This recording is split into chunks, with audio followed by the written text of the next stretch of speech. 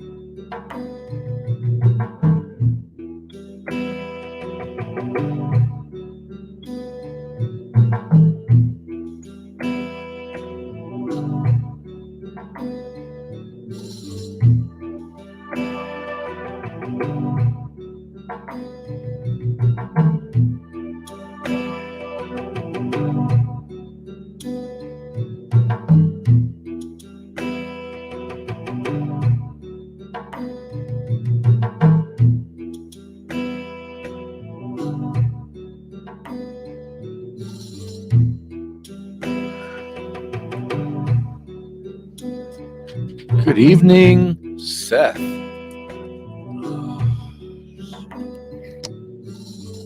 Oh, I heard that.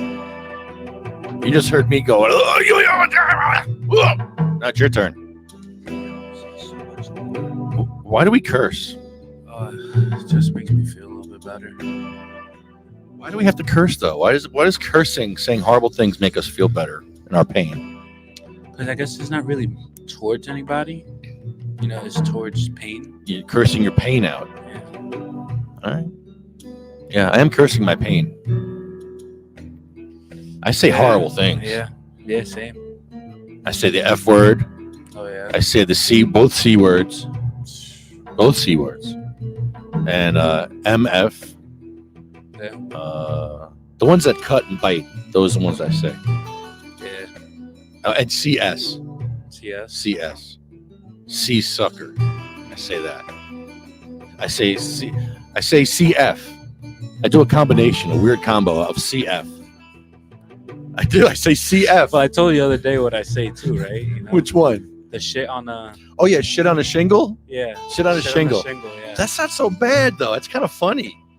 Yeah, but that's that's the whole point of it. It's bad if it actually happened to you. I feel bad for you, but like it's funny because it's kind of like shit. Shit on a shingle. That's a lot to say though.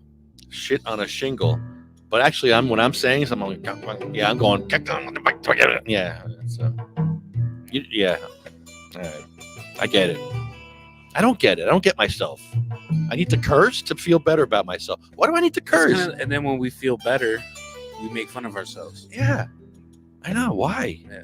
I go through this cycle. And it's a vicious cycle. Yeah, toxic. It's toxic. It is toxic. I disappear for days. I know you do too. I'm just like, I'm gonna leave me alone. Leave me alone. I'm just miserable. Yeah. I'm angry. I get emotional. The emotions hit me, and then I get Yeah. I can't stand that. Me neither. But then I look forward to like Thursday where we just hang out and get stoned and eat pizza and just do dumb stuff. So, Yeah. So I look forward to it. I guess it's that time of year too, the weather's kind of changing again, and it's just Terrible. So we got Chris Goldstein calling in. Hopefully Derek Shirley. A few other people. So stay tuned.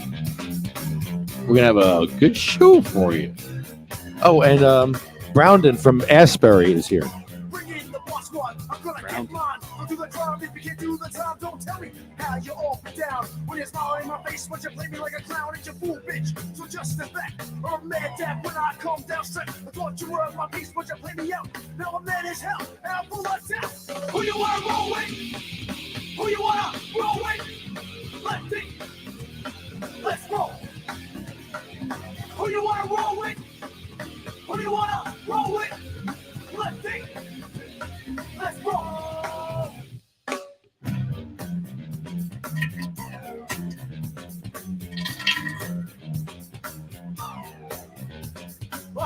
the scene. It's time to get lean. I'm a lean revolution machine. For what people stay, they sway.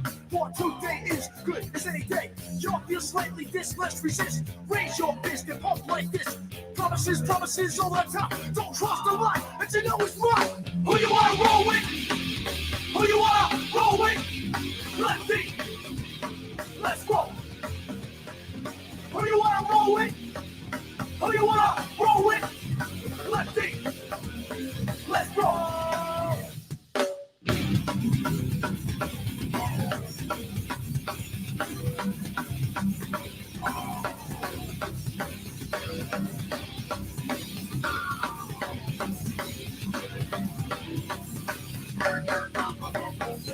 Who you wanna roll with? Who you wanna roll with? Lefty, let's roll. Who you wanna roll with? Who you wanna roll with? Lefty, let's roll.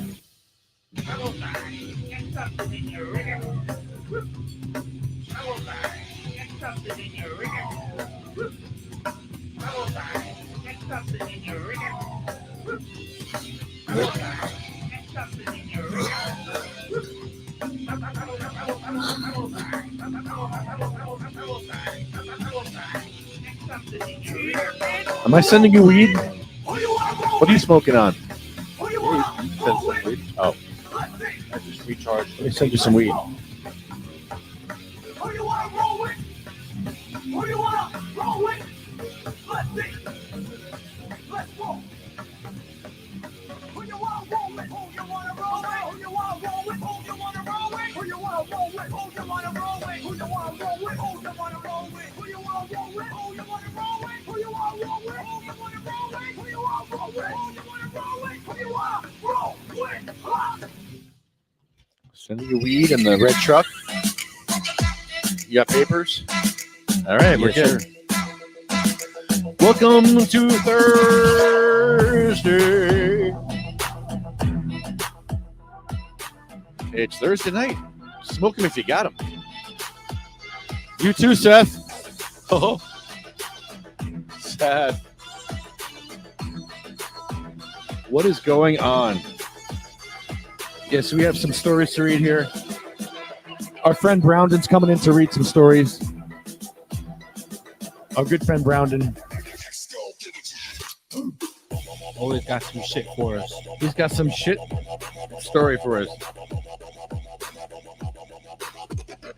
And we're going to talk to Chris Goldstein about the CRC today. Well, it's not able to make the CRC meeting today.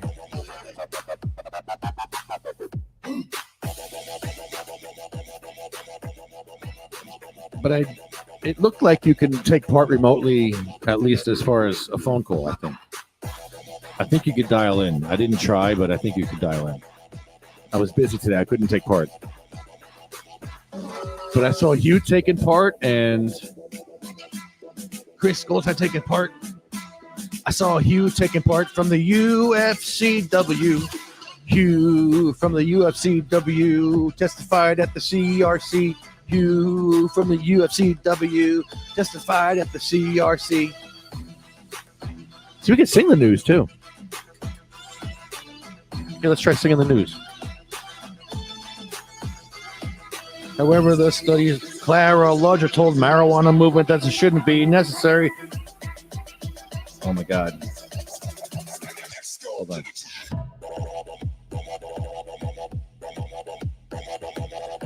Cannabis users are more prone to mood disorders, including depression and substance use disorders, revealed studies published in Lancet's E-Clinical Medicine, as legislation in multiple states eases formal restrictions around medical and recreational cannabis.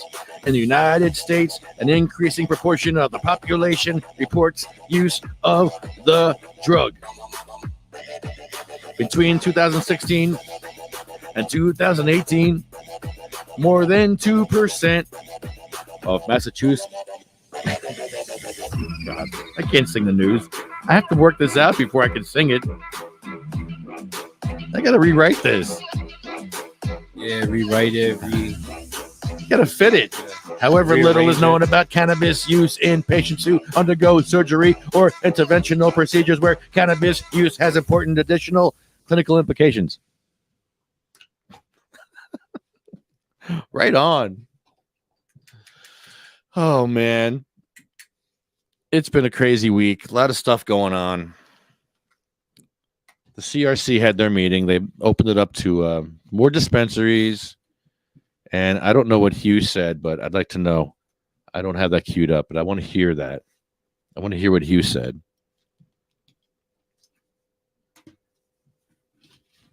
At least the UFCW is patient focused. I tried to get the CRC to give us disability access, and I think they did this week. I'm not. I can't verify that. I didn't try to get on there, but I should have. But I couldn't. I was busy. I was doing stuff. The meeting was at 2:00.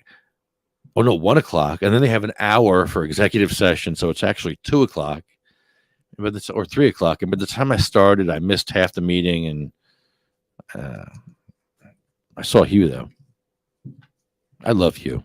Huey GOG. I saw Hugh, and I was like, oh, my heart fluttered. Made me think of old times, going to old council meetings all over New Jersey with Hugh. We went to every friggin' council, every town, it seems. Yeah, he was in the trenches with us. He was right there the whole time. Still is. Still is. He's still doing it. I'm not even doing it anymore. He's doing it now. Good for you, Hugh. Well, I went to Madison twice. Bongholio came with me the first time, and then the second time I went, and they seemed to address some of the issues we talked about with wheelchair accessibility. They still banned medicine in Madison. They banned medical cannabis in Madison. So there's that. So we're planning for 710 right now in March because we want to get more states involved this year. Last year we had, 4 or 5 states? This year we're going to go for 20 states. We would like 20 states to take part in National Cannabis Patient Awareness Day, 710. We have to get politicians involved. We have to have people go to their politician and ask them to do this. This is an important thing, an important day. And we need to take it back before the corporate people get it. The corporations are going to take 710 from us and use it to peddle oil. Yeah, and I guess a bigger explanation would be is we want to separate ourselves from 420. Mm-hmm. You know, we don't want to take that day from them or anything, and you know, it's just as important. You know, but we got to remember, you know, oil is what patients mostly need. Yes, FICO and RSO. I saw some oil online today, and it said FICO versus RSO. But the FICO looked like RSO. It was actually switched. FSO, right? Yeah. One's made with sort of toxic ingredients, and one isn't. So I like the one that's not. Although you can cook out all the toxic ingredients, but you're still using toxic ingredients. You're not using food grade alcohol, which you always should use food grade stuff and leave room for error because you got to leave room for error. Bro, we all know this from experience. Leave room for error, please. Especially patients. Patients are, we're not in the best of health. Our minds are probably somewhere else sometimes. I know mine is. Especially when I'm all messed up on pain. Like, pain messes me up. Like, emotionally, it screws me up. And I could be angry for like an hour. I could seethe and just be like, just leave me alone. You know what I'll do? I'll just go to bed. When I feel like shit like that, I'm just miserable. I just go to bed. And then what happens is the cats jump on me. And then I feel good all of a sudden. And I'm like, oh, oxytocin in my body. I guess the oxytocin. Foofy jumps on my chest and starts, purring at me. And I'm like, oh, okay. All right. That's better. That helps with pain. They know. Oh, then they know. They know I'm in pain. Yep. They knew Lulu was dying when Lulu was dying. Like, they would come up to him and sniff him, and they knew something was going on there. What they didn't understand when he disappeared, that's when they acted weird. When he disappeared and like left, like when he was buried, for like a week after that, they were kind of like freaking out. They weren't being friendly to us. It's like they thought we were going to eat them or something. Like, are you going to eat us like you ate Lulu? No, we didn't eat Lulu. We buried Lulu. We didn't eat him. Should have stuffed him. Should have stuffed him like Bucky here and Curly. I have stuffed cats here. You saw them. You want to play with them? Oh. It's kind of creepy. It is creepy. Creepy cat. I have taxidermied cats here, Chris. Sorry. Oh, is that what you got? Yeah, I'm not going to show them. Yeah, I'm not going to show them to you. They're Don't terrible. do it. They look like zombies. They did a horrible job on them, and they look like zombies. So no. Did you Okay. see for all the birds aren't real people that scientists have actually started using actual bird wings as part of robotic drones, so that will really mess with people when they start breaking down and falling into parking lots in North Jersey. Oh, brilliant! Yes. I love those guys. Haven't you seen the guy who turned his cat into a drone? Yeah, Yeah. Have you seen that, right? I'm sure you've seen the guy who turned his cat into a drone. I should probably do that. I have 2 cats here. Oh, I have 2 taxidermied cats here. They're not aerodynamic though. I mean, he was made aerodynamic. you saw the one that they did. Like they basically splayed out the paws like a big X and put a propeller on each paw. Yeah, he looked very aerodynamic. He Can't looked do good. it. Yeah. Maybe you could do something different. Maybe I got to plan ahead. Maybe a helicopter for my cats because they're in a sleeping position. So, like a Huey or wow. what's those big helicopters? The transport ones. Oh, like a cargo? Cargo. What's a cargo Yeah, helicopter? the double ones, the Chinooks. They have the double rotors. Chinooks. Yeah. I Yeah. could do a Chinook on my Tonkinese cat. Oh wow. Oh my god. So what'd you think about that? Did you watch the CRC meeting today? I didn't watch it. I couldn't watch it. How was Hugh's testimony? How was there was a few good testimonies I heard, huh? Well, it is kind of interesting. I mean, I would like the CRC to start, I don't know, like reacting to the testimony. They do a very good job of listening. It's like they took they're doing like a very Dalai Lama type sort of thing where people come up and they talk and they're very good at listening. But they're 5 human beings up there, and it is hard to understand how they don't react a little bit more, even to what Hugh's saying. Hugh's basically accusing large, cannabis corporations of human trafficking, and they're like, yeah, thank you. Is that what he said? Is that what he said? Yeah, actually, I was pretty impressed with you. He said the words human trafficking, and he said the words permitted cannabis operators. In one sentence, in the same sentence. I don't know. I mean, Hugh knows more than I do, obviously, or than you and I could possibly know about what's going on in the doors. But anyway, it was pretty interesting day. One of the hinge points of the NJCRC and the current move towards adult use regulations is that especially the bigger shops, that they allow unions. Hugh and UFCW and some of the other unions that have tried organizing, they have been shut down. Yep. And even when they do get a union in place, Hugh was talking about what he called labor peace agreements today. And I've talked to Hugh about labor peace agreements. He and I have talked on the phone about this. Look, it is a little tough because, you want cannabis workers to have a union. But a labor peace agreement that essentially makes what you and I would consider standard union organizing, which is like striking and stuff, or like, picketing a dispensary. That's what an LPA, a labor peace agreement, seeks to stop, actually. That's what the peace part is. There's going to be no picketing, Right.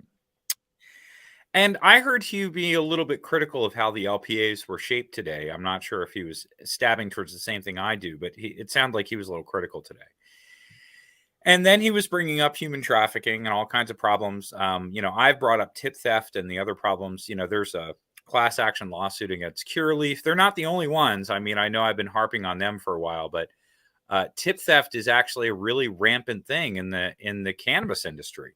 It was, you have to understand, folks, that tip theft was pretty darn common in the restaurant world right up until like the early 2000s. I mean, it was really bad in the 1990s. There was kind of an infamous case with Chicky and Pete's here in the Philadelphia area where they systematically stole millions of dollars like over time from really hardworking servers.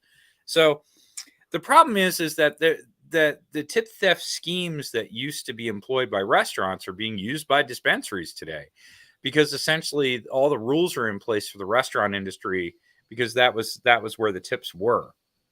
So I would really love to see, what happens with this class action lawsuit in Illinois with the employees against Curaleaf. But also, I would like to nip this kind of stuff in the bud. It is kind of silly in 2023 that we would allow any corporation to steal the tips from any workers in New Jersey or anywhere else. That is just silly. So anyway, I'm glad that Hugh brought up some of his concerns. But dude, right after Hugh got up there, this guy, I want to look up his name real quick. I think let me see if I can find his name, because I'm going to put up a highlight tweet about this tomorrow. He got up there and he was really interesting. He claimed that he was testifying there CRC. He was fired this week by the botanist. Hold on, let me see if I can find this gentleman's name. Like Kevin Riley, that's his name. Kevin Riley claims he went up there and testified in the 3 minutes right after Hugh, actually. And Kevin claims that he was fired by the botanist like yesterday, literally. And he was the lead negotiator to try and unionize the cultivation team. Now, for folks who might not be familiar, the botanist is they had one of the original medical marijuana dispensaries down in Williamstown area. They're owned by Acreage Holdings, which is associated with a famous Republican named John Boehner, former Speaker of the United States House of Representatives. Anyway, this guy, Kevin Riley, got up and said, I was the lead negotiator for the cultivation team and they fired me. He insinuated that he was fired for trying to negotiate a union. And then he said that he was concerned that the workplace at the botanist in New Jersey was not safe for workers. And then he said that the facility wasn't safe for the public. And he alluded to this CO2 releases that were accidentally happening in the cultivation area that had taken out a couple of employees, something. I mean, it was kind of like a bombshell, honestly. It was like a whistleblower, the kind of thing that, if you saw in the airline industry, people would really pay attention to. So I think that that's what happened at CRC today. We had a whistleblower from the botanist come out and call out conditions there. I have to point out that almost every time they fire somebody, the corporate cannabis realm, we start hearing more about what's happening behind the doors, and none of it sounds real pretty. They're really, really good at public relations and lobbying. But when they fire employees and we start to get a picture on what's happening at the actual dispensaries here in New Jersey, run by these large corporations, we don't get a very pretty picture of what's going on, ever. They all come out saying that the working conditions are bad, and a lot of them come out saying that the products and the workplaces are unsafe. That's pretty messed up. I have a question as to when we're going to start listening to the whistleblowers. Like, at what point do they feel they're starting to get heard by the New Jersey Cannabis Regulatory Commission? Now, you hope that CRC is going to follow up with this guy later, like off camera or something like that. But again, they just sort of nodded and on to the next guy. which in the next guy in this case today was a bunch of like really pissed off local operators who can't get their permits and say that they're, woman-owned businesses and they can't get answers out of the CRC about getting their permit. Oh, Harmony opened for adult use. What do you guys think of Harmony?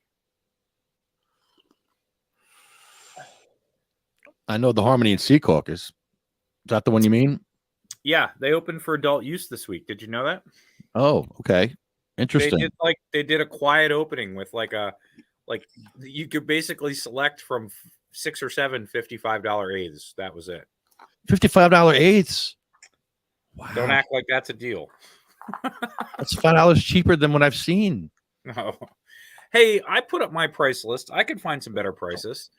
I found the Botanist, which that guy says is unsafe to go into. Let me find my price list. They should be cutting costs if they're cutting corners, cutting costs. That's what that means. You can get a quarter for $54 there of trim. It's got some blood in it, but it's okay. It's got some human hair and blood in it, but it's fine. Yeah. Oh, you guys think it's that kind of trim? Oh, that's tough, guys. You trimmed off someone's finger. Trimmed off his finger. No, that'd be terrible. Okay, I found it. Okay, here's my price list. I think I sent this out to you guys. In North Jersey, it's really bad. Where you guys are, I gotta say the prices up there kind of suck. I did this sample on the 24th, so a few days ago. The Apothecarium in Lodi, the lowest price I could find was $105 a quarter. I mean, and they don't even. And the fucked up part there is that they don't give you a break on an ounce. I mean, they won't even blink selling you an ounce for more than $400. Anyway. That's owned by TerraSend. Send in Fort Lee. I found $60 for 7 grams of shake. So that'd be a $240 ounce of shake. That isn't terrible, but it's shake. So let them smoke shake. The Botanist in Williamtown, that's acreage. I found $55 for a quarter of trim. That's a $220 ounce of trim. Like you said, could have, I mean, I don't know what they're trimming there. The Cannabis in Vineland, that's Cresco Columbia Care. They had $90 for 7 grams of smalls. And, who invented this grading? Who invented the grading of cannabis by bud size? Who came up with this? Like, first of all, what a lot of these places are calling smalls, my regular legacy dealer or whatever would call a bag of weed. I mean, it's really difficult. You know what I mean? So anyway, $90 for 7 grams of smalls at the Cannabis, which is Cresco, and that's $360 an ounce. Again, no breaks on quantity. You have to understand that there are $60 A's on the menu in states like Colorado and Maine, but they will never charge you $480 for an ounce of the same flower. If it's on the menu for $60 an eighth, they will give you a break, and it will be $150 for a half or $300 for an ounce, but they'll never ever charge you $60 an eighth for the whole ounce in any other state but New Jersey. Anyway, Cureleaf at Edgewater Park, I found $45 for an eighth of smalls. Again, that's a $90 quarter, and it's small buds. Jeez. Garden State Dispensary in Woodbridge, that's Ayr, AYR, $74 for 7 grams of smalls. Again, smalls. These are where you have to find the discounts, folks. And then Rise in Patterson, that's GTI, $65 for 7 grams of what they call popcorn bud. That's $260 an ounce. And then Zen Leaf in Lawrence, that's Verano owned. $80 for 7 grams, $320 an ounce. That's regular bud, whatever the hell that means in New Jersey. Meanwhile, in the same week, I bought 21 grams of full-size buds for $150. That's your average $200 ounce in the legacy market. And then, Harmony debuted this week with $55 eighths. Not doing anybody any discount favors up there. So, And I know that if you go into some of these places, they have loyalty programs. And if you wear a sports team hat on Tuesday between 1:12 p.m. and 1:55 p.m., and you walk in the front door and you dance 3 times and you put up a picture of their logo on your social media, they'll give you another 10% discount. But these are the best prices I could find. All right. Jumping through hoops. Patients are used to that, Chris. We're used to jumping through hoops, bro. Tap dance and sing. Patient, go. You want your weed? Tap dance and sing. Go. Well, so You want that's anything being Mama. sold. so actually the other thing they did today was they expanded MPX, that medical dispensary expanded, and then the Block dispensary, which is a medical dispensary in Ewing, New Jersey. They got permission from the NJCRC today to start selling recreational out of their medical locations. I looked at their menu, no big change in price there. Yeah, I mean, it is confusing. I mean, I want people to succeed in the small business category. And I just don't know if they'll ever. I mean, what we've seen in California and Oregon and other states is that the $60 eighth is not a sustainable product for consumers or the industry, not with no breaks and not with no choices. when it's this expensive, it's unsustainable. I think it's that simple. And it's not like we have to do like extensive research to figure this out. You just have to look at California, look at Colorado, look at Oregon today. It's pretty simple. Oops, there you go. Do you think Scutari is going to put anything on the table this year? You know, I had a meeting with Senator Singleton not too long ago. And, every time he's my state senator, so I'm in his district here in Burlington County. Troy Singleton, folks, is your Democratic Party leader in the state Senate, by the way. So, I mean, he is, I guess, Senator Scutari is the Senate president. Senator Singleton is the party leader up there, so he is second in command, essentially.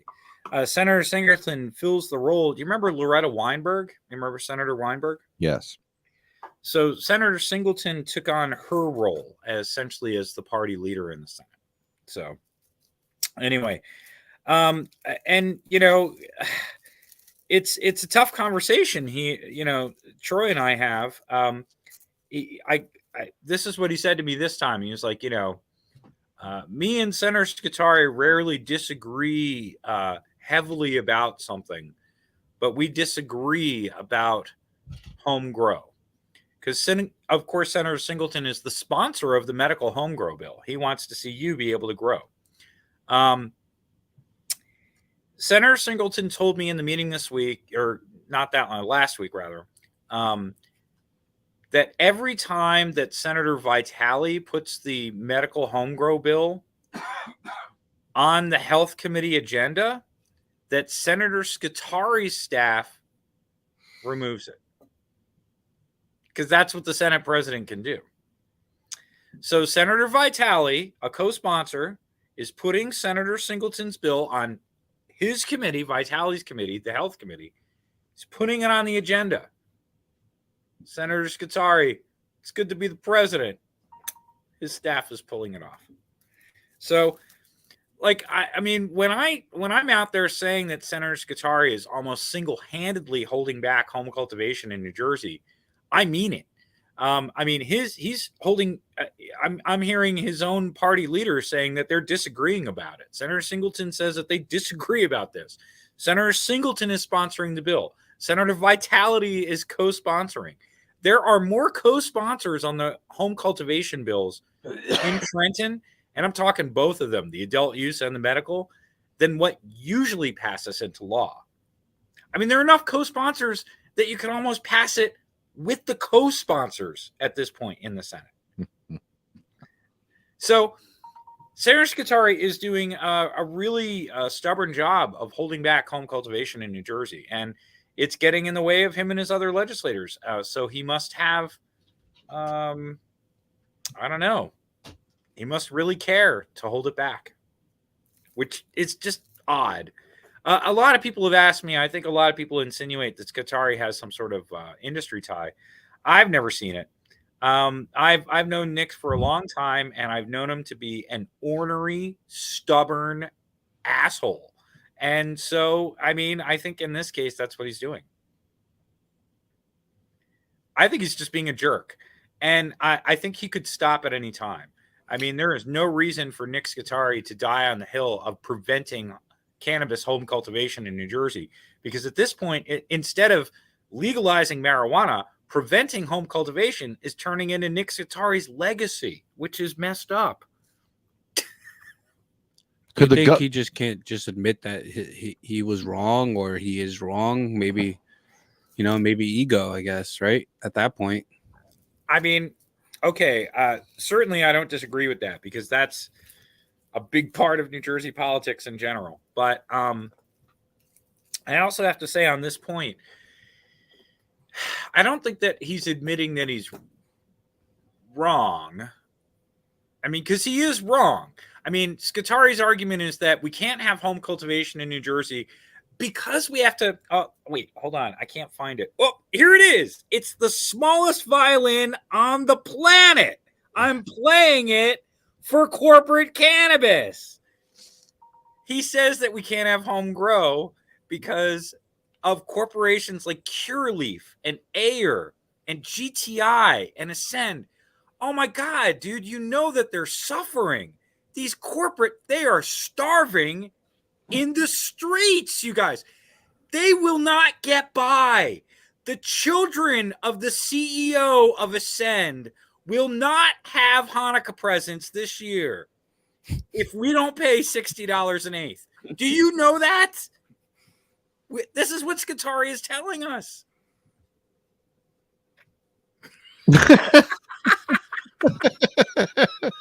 I can't even hear it. It's so fucking small. So it's like a silent, tiny violin. Anyway, that's the thing. Senator Scutari, he looks goofy. I mean, it's not. The problem is that, I mean, even if he admits he's wrong, he still looks dumb. And I think he absolutely knows that. He's told us that we can't cultivate cannabis because we have to stand up an industry. We're talking about international corporations. That's like saying we can't fix our car because ExxonMobil will go out of business, okay? Like, you can't put air in your tire because Goodyear will go out of business. That's like what he's saying. It doesn't make any sense. It never did. And unfortunately, I think his fellow legislators have kind of had it at this point. And if you're going to be a stubborn Senate president, and if you're going to exercise your power in such weird ways, this won't be the only weird way, and you won't be Senate president long. I mean, I think that Nick Scutari, unfortunately, is making home cultivated cannabis, as Senator Singleton told me, it's one of the few things that he disagrees with him on. Why bother? I mean, why not pass home cultivated cannabis just to be good to the rest of his own party, let alone like New Jerseyans? Be nice. Where's the social justice for Anthony Diaz, a black man in chains for growing cannabis for cancer in Hackensack? Where's his social justice? Can Murphy do anything if he wanted to? I mean, on home cultivation, no. No, I mean, you saw what happened. So, like, it's interesting what's happening with this issue around the country. In Missouri, they opened up a permit system for home cultivators. It's sort of like getting a fishing license, right? So if you want to cultivate at home, you have to get a nominal permit. I think it's less than $50. I actually think that that's pretty fair. The trout fishing permit in New Jersey is $32 every year. I pay for that. I'd be more than happy to pay $32 to grow all my own weed a year, just like I pay $30 to catch all the trout I can eat. So that seems fair. A lot of people were against the registry, just kind of on the same. Like, I remember when we were talking about medical marijuana in 2010, New Jersey was actually going to launch one of the first patient registries in the country at the time. it used to be that patients didn't have to register or put their name on any lists. So you just had a recommendation from a doctor, and that was all you needed. So the patient registry concept is still in many ways controversial. I agree in so many ways that it takes away the privacy of patients. And like you said, it's a lot of extra hoops that you have to jump through. It's also financial burden too, costs money. So anyway, I think that New Jersey has gone down a weird path for all this stuff for all these years. We were the first state to pass a medical marijuana law without home grow. Governor Christie essentially regulated this law. We're living under, it's like we're living under President Nixon's, version of cannabis laws from the 1970s with the CSA. It can't be understated how much Governor Christie is responsible for even today, the way things work for medical cannabis in New Jersey. The first 6 operating permits out of those three of the first 6 went to friends of Chris Christie. And the other 3 went to companies like Harmony. I mean, Harmony's out there still in business today. They just got their, first adult sales today. They had all kinds of weird connections. Dude, I hate to even bring this up, but I wrote that whole article about Curaleaf in Russia and everything. But Harmony, in a completely separate story, if you look up Harmony Foundation Cannabis Russia, you'll find a 2011 article that was well done by NewJersey.com and the Star Ledger at the time. Man, Harmony had the weirdest application. I mean, nobody could understand how they even won the permit, to be quite honest with you. So that was weird stuff, for sure. So I don't know. I mean, I've been around this so long that I feel like I've kind of seen everything here. But yeah. Where'd you go? Are you you're getting a cat? I'm gonna go get my stuff. So I had to play the Russian anthem. I almost put that on my reel this week. But yeah, this is great. Do you know the song Rasputin by Boney M? Yes.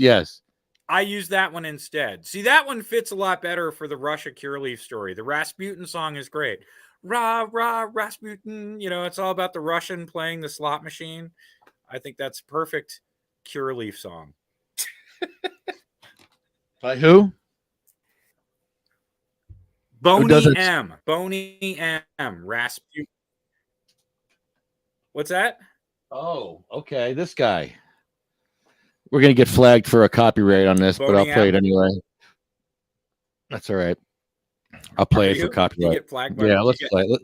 Yeah, they'll do this. Let's see if you can hear it. Well, oh, it's okay. It's a real song.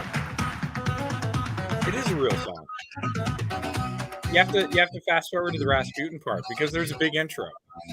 A lot of background singers, like a lot of dancing around. See that? Oh wow! Oh rah rah rah!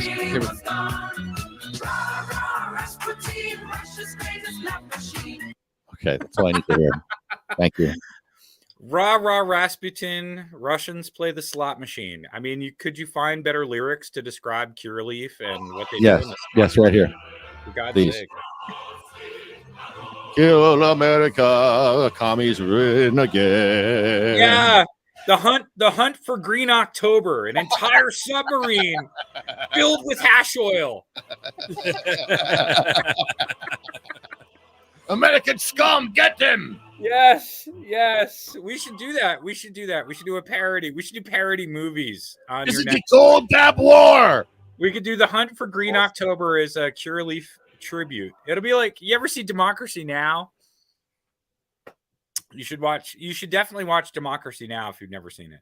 Or not Democracy Now, Documentary Now with Fred Armisen. You ever see Documentary Now? No. Oh, you have to watch Documentary Now, and then we can do a Documentary Now version called The Hunt for Green October, and we can all do that together. And that'll be our send-up of Curaleaf right there. We should do it in Trenton. Or we should do it. There's a submarine in Philly that we could do it on, the Bakuno. It's right next to the Olympia. We could go on and do it on the submarine. That'd be really funny. I bet the United States, New Jersey would let us film there. They'd let us film the Hunt for Green October on the United States, New Jersey. I bet that they'd let us. That'd be great. Okay. That'd be great. Dude, you have to use the Sativa Cross 501c3 to book the deck of the Battleship New Jersey. And then we could have like a veterans cannabis day there where we like fire marijuana cannons across the Delaware. Yeah, we could probably Photoshop nugs to come out of the cannons. What? We can do that? Yeah. Yeah. Oh, yeah. Rent it out? Yes. Yes. Can you please look that up? The Battleship New Jersey would probably love to host you guys. Oh my God. And they have like a special walkway for wheelchairs. I'm not even kidding. They have a They wheelchair better. accessible tour. That'd be cool. Yeah, the Battleship New Jersey veteran guys would probably freaking love to have you guys on board. Love to have you show how accessible the battleship is. And love to host some sort of cannabis-like veterans event like on board the ship. That'd be great. That'd be cool. Yeah, 710 like Battleship dab down, you know. They can like run the klaxon horns and everything now. It's pretty cool. That's We're cool. I finding wonder more if we can volunteers over there. medicate on the deck outside.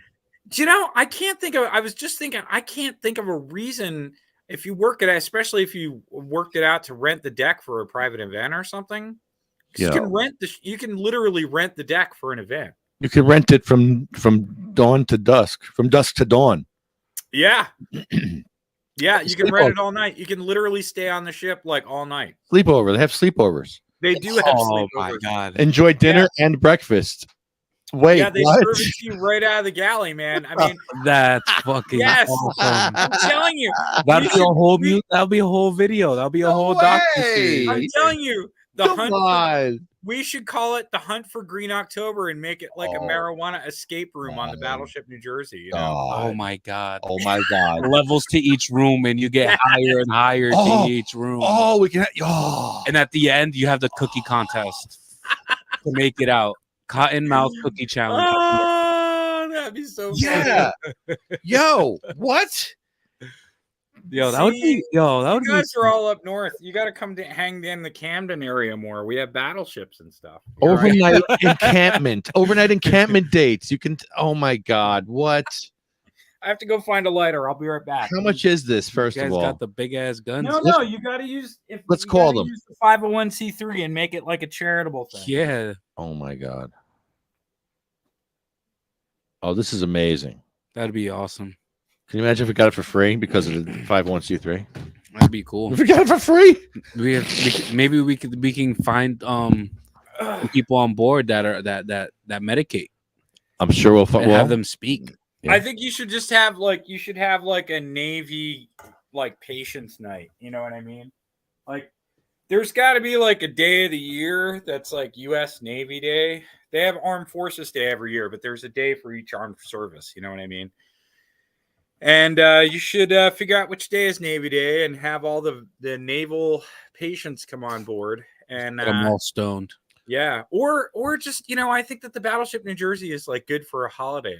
It's good for 710 or 420. Oh, this is what I want to talk to you about for 710. Yeah.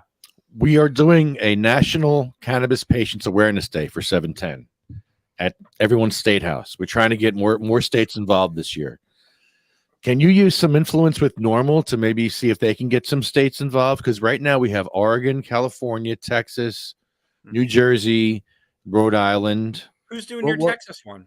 Lance Scott. Is he with the NORML? Isn't he with the NORML chapter? He might be.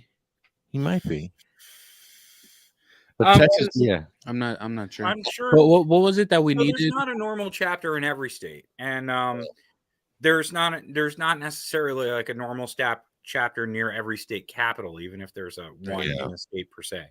So, like Jeff Reedy does Lehigh Valley NORML, and there's a Pittsburgh NORML right now, and even like some folks in Philly area, but none of them are close to Harrisburg. So, now, some of the folks are doing 710 rallies around the country anyway, so I assume that'll be easy to coordinate. But yeah, I'd be happy to help ask around and put it out there. What do you want to do? We want to make it Awareness Day for patients and talk to each state on a Zoom call like this and ask them what they need in their state. What do they need? Home grow? Do you need insurance coverage? What are the problems that you need in your state? What can be better, improved for patients? And talk about what patients need. It's all about patients because we got stepped over as far as home grow and as far as a lot of things. So yeah, but how do you start to reorganize? I think it's a question for us all. How do we start to focus consumer and patient voices for better policy? Like a lot of the industry, they will say, "Oh, we smoke weed too, so we could talk. We could switch hats, right? I've got my industry hat on now. I got my consumer hat on now. No worries, right?" But that is a problem now. Like again, 99% of people who are going to smoke marijuana as a patient or a consumer are absolutely never going to sell it or ever be a part of the regulated industry. So as much as people want to be business owners or even workers, most consumers won't be. So we shouldn't let the industry dictate our voice at the political table. And you're right, it's hard to leverage and get patient voices heard. But consumers are really important. Like, consumers are the lifeblood of the market and the industry. It's out of our pockets that the whole marijuana market happens. It's where we choose to buy our weed, where it's the most important stuff. In other realms, like for airline travel or car buyers, there is a recognized consumer advocacy arm, like there's AAA for car drivers. There's American, there's a passengers union for frequent airline travelers. And government and industry listen to them. The industry listens to the airline travelers so that they can have more of them, spend more money. And the government listens to them because that's their job, because consumers are also voters. So, they've gotten us to vote. 2-point-some odd million of us voted for retail legalization right here in New Jersey. It's 2 years past that vote, 2 years past the laws being signed in 2021. We're a year almost since the first dispensaries opened. I mean, none of these are a locally owned small business yet.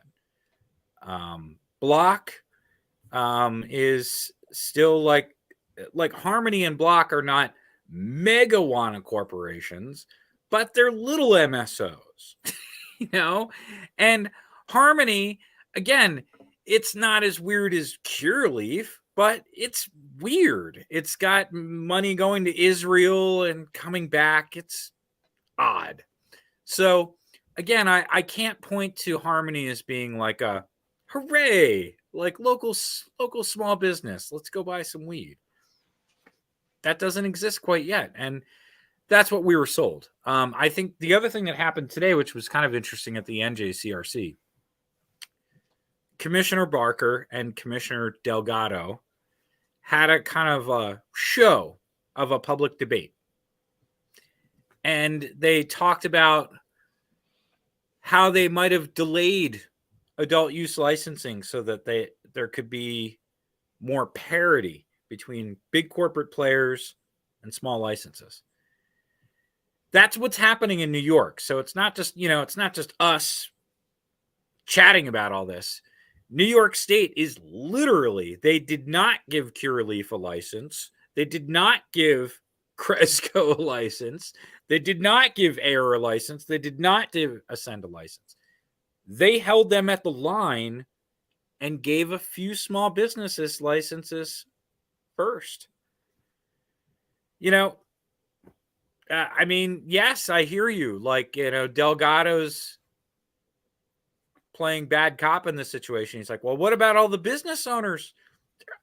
They're out there bleeding cash. Well, these big guys, they're bleeding cash. Well, we're trying to wait and put up a couple little ones. Yeah, I heard that one. I hear it. Dude, I mean, New York is doing it. And Barker, I think, makes fair points to say that I New feel like Jersey Parker's isn't. been fighting for that for a while now. I mean, okay, so we're talking about Charles Barker, who is one of the 5 New Jersey cannabis commissioners. He is a former staffer at Cory Booker's office, and he is a young man. He's an extremely experienced young man. I have to give him that. I mean, he's young because now we're all old, okay? I'm 46, so I'm old. And Charles is younger than I am, but that doesn't make him any less experienced. In fact, he's more experienced in politics than probably I am as far as being a Senate staffer goes. So, Charles has been the contrarian commissioner. That's what I call him in my head. He votes no on everything. And I got to give him credit for that because I,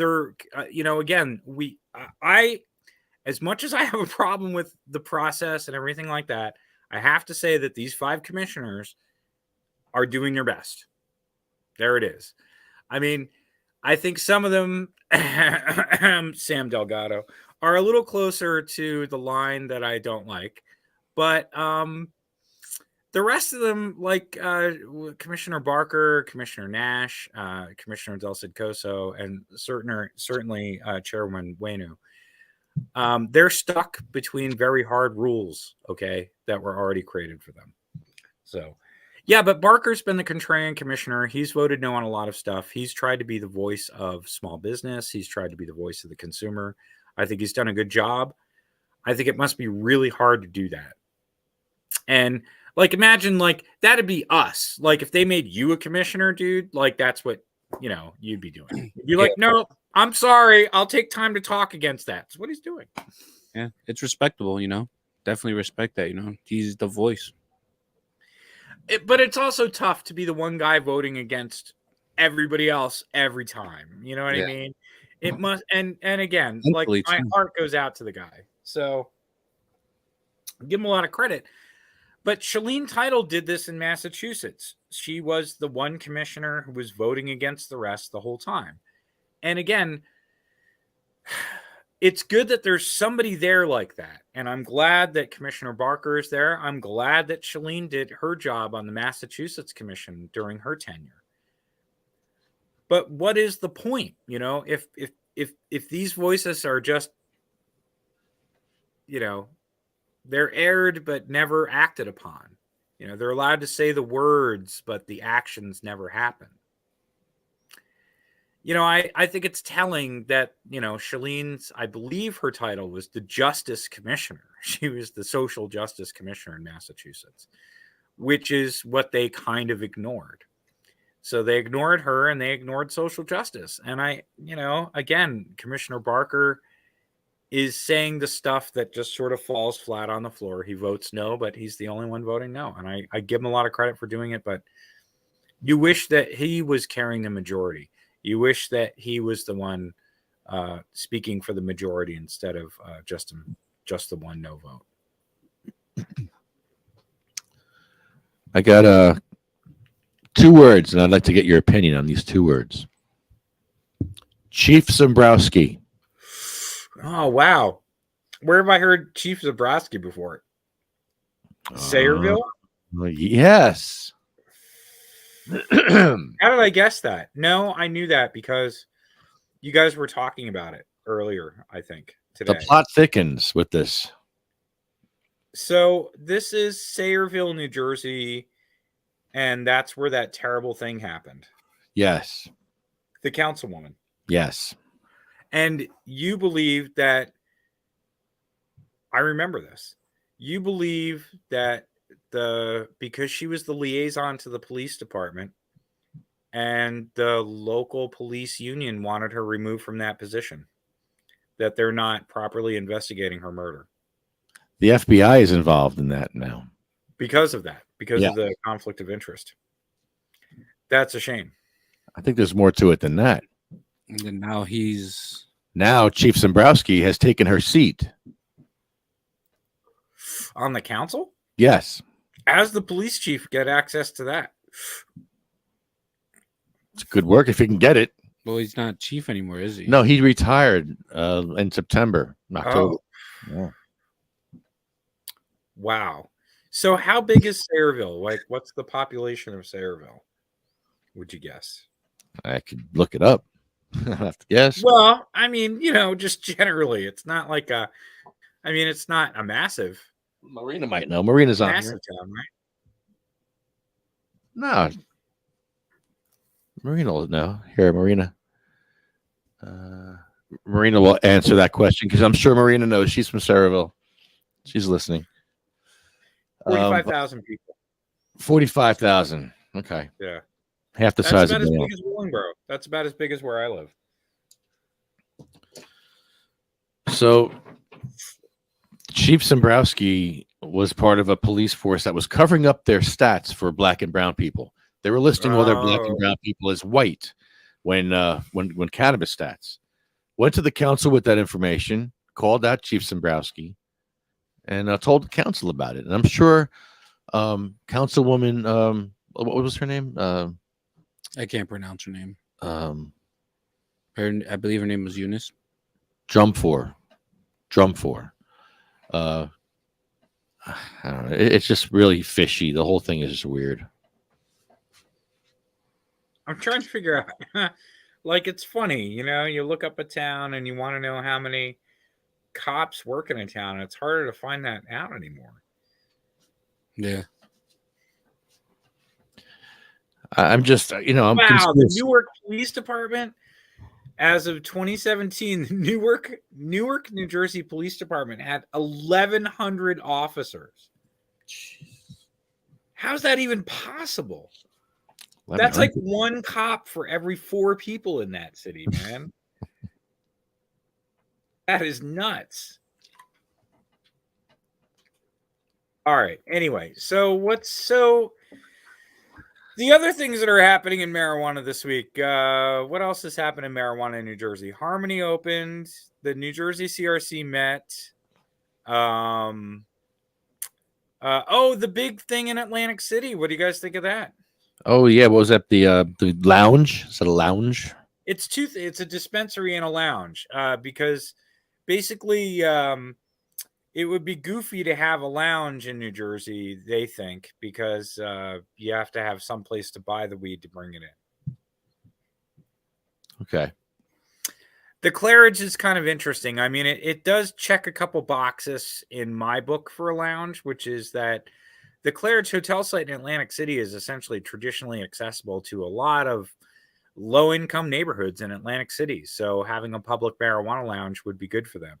Federal housing is still technically off limit for marijuana smoking in New Jersey. So, you guys know that, right? Yes. Which sucks.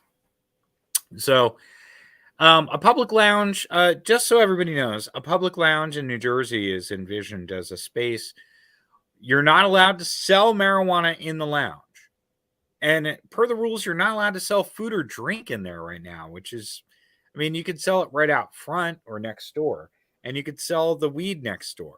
So the lounge, it is hard to envision what the lounge is going to be. It's going to be more like they're going to have like video games and pool tables, but there won't be any food or drink for sale. You'll have to go out and come back in with it. There won't be any marijuana for sale. You'll also have to go out and come back in with that. But I also, like we were joking around last time, are they going to check all the weed to make sure it's legal? I don't think that they're allowed to do that. And will there be a special waiting room for people who have no marijuana so that they can pair up with someone who does to go into the lounge? That would be Sponsor a pothead. Sponsor me, please. It would be kind of great. It would be bad. It'd kind of look like a border crossing, like somewhere. You just reminded me of the movie Fun with Dick and Jane. Your bud buddy. Well, yeah. So, But what do you guys think of such a large space? I mean, honestly, it's gigantic. We're talking about a 10,000 foot dispensary and a lounge almost the same size. I mean, giant. Yeah, it would have to be part of something. What are you going to do with a 10,000 foot dispensary, though? I mean, Yeah. the retail experience for cannabis in New Jersey is about as exciting as buying auto parts. I mean, it is handing sealed packages over a counter. You couldn't get less exciting. How do you, I mean, I guess you could put like water features and pyrotechnics in, like things to entertain you while you're there. You know?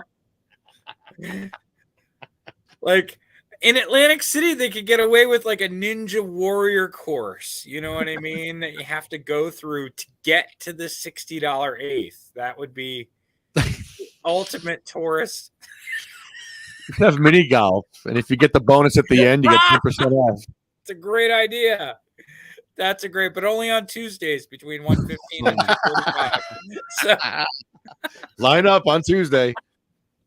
we're out of the one on sale. Sorry. Yeah, they only have 3. Except for that one. There's only 3 of them. God, I look at these menus. It's hilarious because a lot of them offer sales on stuff that isn't there. They're even worse about that on the medical menus, I found. They're like, oh, combine these 3, but these strains are off today. It's like they're never on the menu. It's like, what are you guys talking? That's not cool. Nobody else could get away with that kind of advertising, false advertising. So anyway, I mean, I don't know. I still haven't bought like adult use cannabis in New Jersey. I think it's a little weird. It's almost a year on. So maybe. They almost got me to come into one of those corporate bastards a couple weeks ago because they had sales. They had Super Bowl sales for $57 a quarter. And I thought, man, that's almost what I can afford. But if you go out the door, it's like $66 an eighth. And that felt like Emperor Palpatine, like so bad, like executing Order 66. Like I couldn't do it. So oh man. Curaleaf actually sells A's for $66. Isn't that a weird price to sell an eighth of weed for?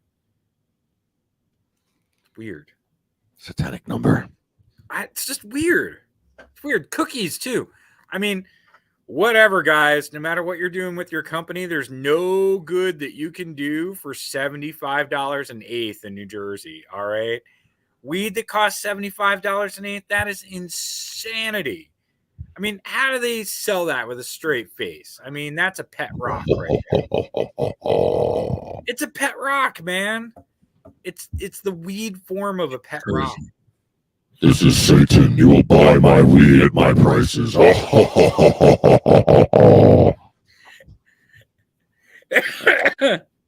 But do people buy the weed? Do you buy the weed? When's the last time you spent $60 for an eighth? I go to Breakwater if I get my jar sometimes at just to have a jar, and it's not that bad. It's like 40. It's like 40, I think, 40 something an eighth. $40 an eighth. 42 something an eighth with the discounts. It's still high. It's still ridiculous. That is rough, man.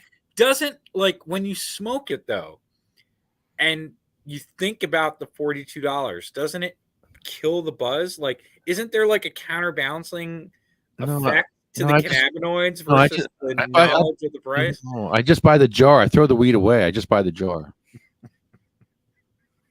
I have no idea if the weed's good or not. You put it in the drop box, right? I give the weed to my friends.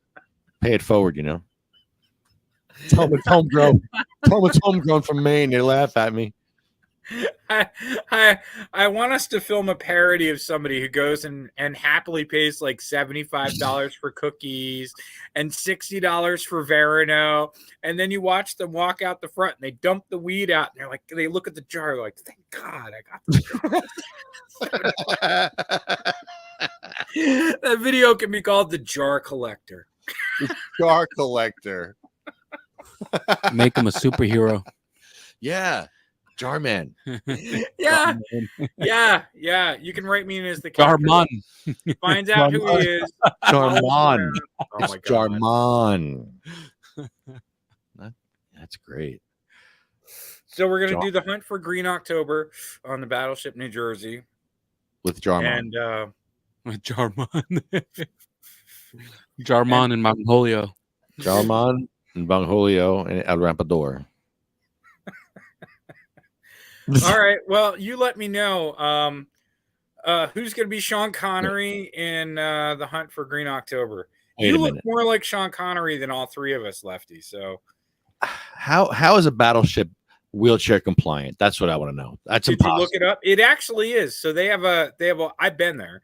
They have a walkway that has an elevator. So to get onto the ship, you go on an elevator and you go across. It looks like a jetway at the airport.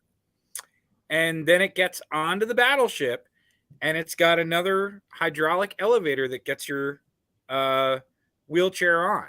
And then there is a route on the ship that you could take with the wheelchair. There's a deck route, and then there's a way for you to get into one deck down on some sort of elevator that they've installed.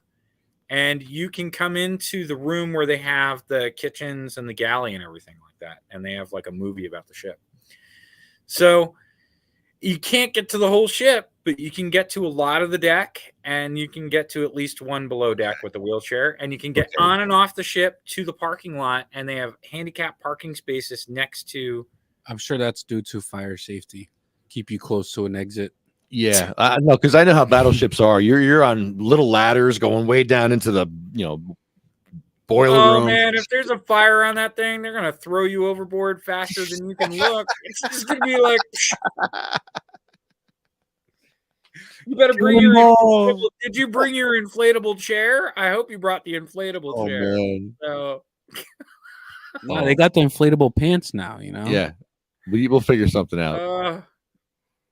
Oh man. So I'm about to do a kind of a sick sailing trip. Did I tell you about that? Where are you going? I think if everything comes together, and I still have a few details to solve, but I'll be taking a 42-foot catamaran from California to Florida through the Panama Canal. Oh my god. That's fucking So, awesome. Oh my god. Yeah, That's, Wow, what? that's sick. I think I've healed enough. I think I've actually healed enough to do it. And I mean, I'm not doing it alone, and I don't own the boat by any means. I was asked to help be a part of a crew of 4 people. So I'd be ratting out this crew, and everybody knows I just broke my leg. So I'll be doing a lot of the picture taking and cooking, Live that streaming. kind of stuff. But actually, I've thousands of sailing miles under my belt. So even before I broke my leg, I would have done this in a heartbeat. But I had to kind of make sure that I could build up my strength to make the trip. But I think I'm ready to go. It's not going to be easy, but I'm going to try. Still, it's not bare bones boating. I'm going to be on a pretty beautiful sailboat. It's got water makers. It desalinates water, and that means that we'll have we'll be able to do like laundry and all that stuff right on board. There's a clothes washer, and there's satellite data, so I won't be like out of touch. I'll be able to do this show from potentially off the That's coast, awesome. like way offshore, which is kind of hilarious. All 4 of us will be able to. There's enough data on board for all 4 of us to be like on Netflix at the same time. That's sick. Yeah. But we're gonna start up a YouTube channel and document our journey. And there's already an Instagram feed for the boat. I'll share with you guys. You can check it out. Yeah, definitely share it. You guys sail at all? You guys do any boating? No, my grandfather did though. Yeah, whereabouts? South America, in Uruguay. Really? What Yeah. did he do down there? Well, like I guess it's part of the family. Like we had like boats. We had like a tugboat too, and like we had a whole bunch of sailboats. Oh, and nice. my grandfather's brother was like a rowboat like champion or something back in the day. Yeah, anything about boats, my family was there. It's kind Yeah, of but- awesome. It came in a lot of newspapers. Wow. Yeah, my family did. Yeah, I mean, same here. I come from my grandfather was a sailor, and he did tons of sailing. He wasn't in a merchant marine or anything, but in Philadelphia, we have a tall ship that is like the city's tall ship. It's called the Gazella. And when I was literally like year zero, 1976, my grandfather helped restore the Gazella for the bicentennial tall ships parade. And he sailed, my grandfather was the navigator on that ship, and he sailed it back and forth to Bermuda. They sailed the tall ships around Bermuda and then into New York Harbor as part of the whole thing. Wow. No shit. Yeah, and I've seen his home movies of that, like 16 millimeter movies of being up in the rigging and everything.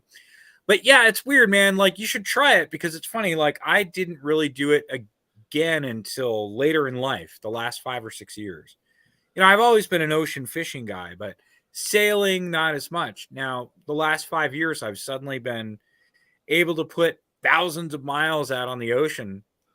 When I get out there, though, I feel this weird, like, almost like it's in my genetics that I should be out there, kind of a thing. It is hard to describe. Like, after a couple days on the ocean, like, I feel a little bit more at home.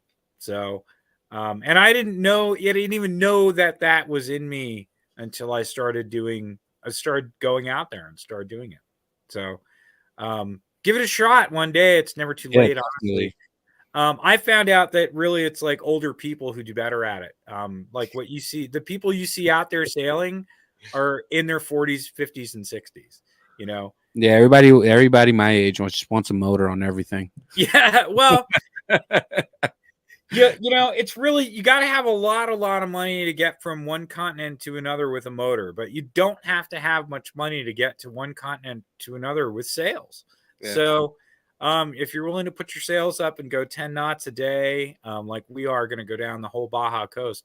I mean, we're going to sail the whole time. I mean, there is not enough gas on board to make it on this boat. So, we literally, there are sections of this trip, like, the insurance company won't let us land in South America on the Pacific side. It's too dangerous in most of these countries and pirates and all that. So they require you, Uruguay is, further down. So it's way further down South America. Yeah. They have like a cutoff basically for the insurance company. You can hit Mexico. So there's this little town that's like the most southernmost port of Mexico. And then you're not allowed to stop anywhere until you get to the Panama Canal Zone. And that is almost 1,600 nautical miles of not touching land. So that is one of the longer sails I've ever done. That'll be about 10 days on the boat without touching shore. And that is interesting times to be out in the ocean for 10 days straight. We will be doing a lot of fishing. I'm just figuring out how. Can't stop. You have to troll and fish and hook these tuna. Like, you're going to get yellowfin that are like arm length yellowfin that weigh like 15, 20 pounds, and mahi, like, nice size mahi, like 20-pound mahi. You can't stop to catch them. You gotta keep sailing it at 10 knots, and you got to get these things on board. So that I'm looking forward to figuring out. Wow. That sounds like a fun challenge. Wow. Yeah, I know. I love to fish. I mean, I've done a lot of fishing in my life, and I've been out to California and I've done some fishing in California. But boy, I'll tell you, I'm about to do a slow sail through the world, some of the most world-class fishing on the planet. So Cabo San Lucas, the southern tip of Baja California, all the whales. We're going to be there at the end, in April will essentially be the season where the whales are remigrating out of that region from their season. So there's probably going to be a good chance for us to get a good look at all the species of awesome whales. Killer whales in tropical water. Come on. That's awesome. Yeah, I still have YouTube page. Yeah. Well, I mean, my whole trip could stop in San Diego with the Mexican authorities denying my visa over my federal marijuana conviction. So I think I have to stop in 8 countries along the way. And at each of them, I will be wondering if they're going to put me on a plane and deport me, which kind of sucks. So I heard you can pay them off. yeah, I don't know. I don't know. Like I don't, like I said, I don't own the boat, so I can't. I don't know if I have the bribery capital to get myself out of these situations with my like PayPal card. You know what I mean? All this weed. Yeah, maybe they'll trade Legos. If they trade Legos in Colombia, if they'll trade me Legos at the Colombian border, I'm good. So, but for you guys up there in North Jersey, what do you guys think is going to be the solution to getting when I do the price list, one thing I meant to ask you guys, because you guys are up there. When I do the price list, what is interesting is that it's the South Jersey dispensaries like Trenton and South that have the better prices. Where you guys are, you're locked into higher prices. You know what I mean? How does that make you feel? No words, honestly. And what I've been noticing is for what I think it's just more because people that live in northern Jersey usually work in the city. So I don't know if maybe that has something to do with it, you know. In the city, you mean New York? Yes. Okay. You know, maybe they get paid a little bit better, get paid more, or whatever the case may be. And even rich people don't like getting shafted for their weed deal. No, of course not. Like I know, like the owner of this boat is a medical marijuana patient in another state, not New Jersey, and he was complaining years ago about this stuff. He was just like, I can't believe it. And this is the kind of person that can own a boat. So, look, I've talked to a lot of wealthy people about this problem. I've had wealthy people come at me and hit me up, DM me, like seriously millionaires, right? And they've hit me up and they're like, God, Chris, you're right. The weed is so expensive. And I'm like, can't you freaking afford it? And they're like, I don't want to pay $60 for an eighth of weed. Yeah. I know it's not worth it. We even with Lefty, we talk about even the gas prices in certain areas are way higher than it is anywhere else. Like that's interesting. What Chatham, right? You said what Chester. It's like 370, and then like a few miles away, it's like 3. And then you go to that spot in between Dover and Hanover. What's that spot? Yeah, it's like 3 $2.99. Yeah, like, wow. We have a town like that. I went to high school in. It's called Moorestown, New Jersey. It's down here in South Jersey. I went to a friend's school actually for high school. I got a scholarship to a friend's school, and all the gas is more expensive there. All the groceries are more expensive there. Wealthy people it is sort of turfed over with the term luxury, right? So if you call something a luxury item and you put a higher price on it, you're trying to keep the riffraff out. You want it to market to a certain clientele. I remember Montel Williams taking a lot of flack. He opened a medical marijuana dispensary in Sacramento, and you had to pay $200 to walk in the door before you bought any weed every time. So it was kind of like a country club for marijuana. It was for wealthy people to buy marijuana without being around not wealthy people, without having to stand in line with stoners at the dispo. So, I understand that there's a market for that, but what's weird in New Jersey is that I believe that it just seems to me that all of the corporate players and pretty much 99% of the small business owners I've encountered, that's what they want to be. They want to be Montel Williams running a country club in Sacramento, charging $200 at the door before anybody buys any weed. They want to, that's their branding. And like you said, maybe that, I don't know. I mean, I'm here in South Jersey in a working class community, in a working class town where and most of New Jersey earns the living wage. So, I mean, I guess that there is a model for a sector of luxury cannabis to absolutely survive. But when is there going to come a model for working class cannabis that exists pretty much everywhere else except New Jersey in the regulated market right now? I mean, they're really held it off here the longest. Bully to them. They paid for this lobbying. They're getting what they paid for, okay? Millions of dollars of lobbying with the top firms. This is what you get. It's an eye twitch. They got massive first mover advantage. All right. They got what they paid for. They got their cutthroat. We're here first. Own it. Gonna charge the most. No breaks. $60 an eighth. Man. Yeah. And again, the New Jersey CRC's got to sit there and smile and wave and be like, everything's going okay.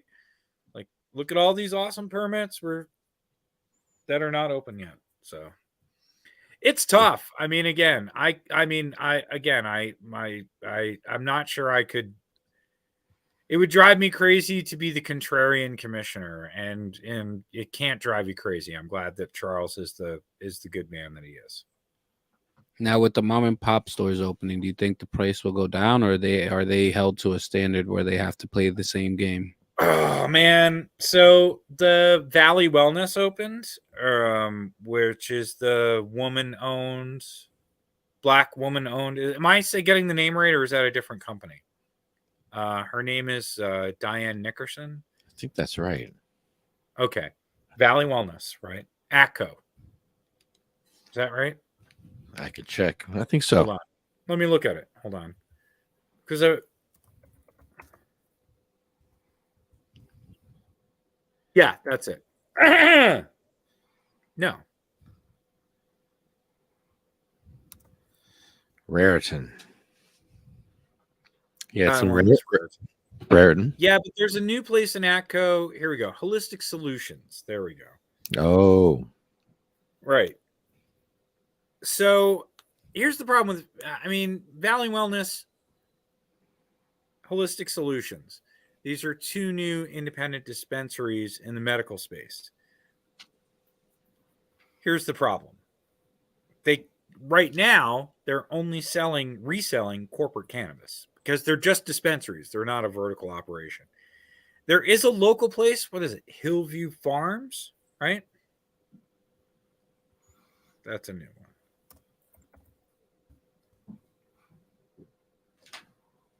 Huh. I want to make sure I'm getting all these names right. Yes, here we go. Hillview Farms is the first one licensed.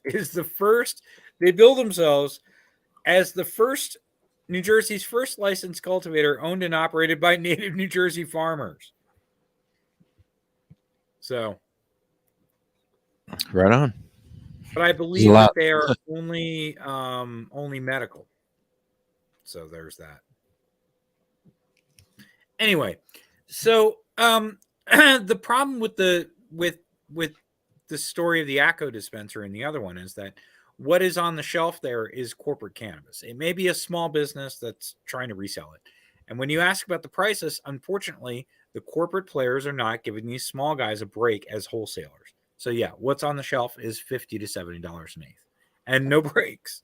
So, and, in the medical space, again, the prices are a little bit less, but consistently they have pretty expensive products on the menu too.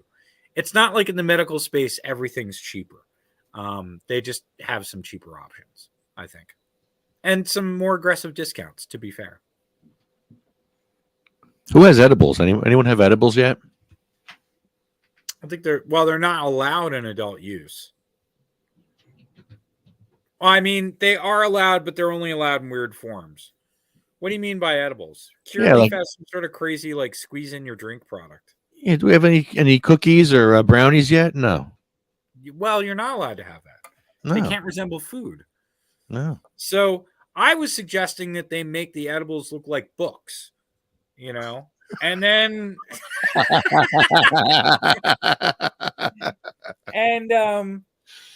to really, don't you remember that satire I wrote about Emperor Scutari?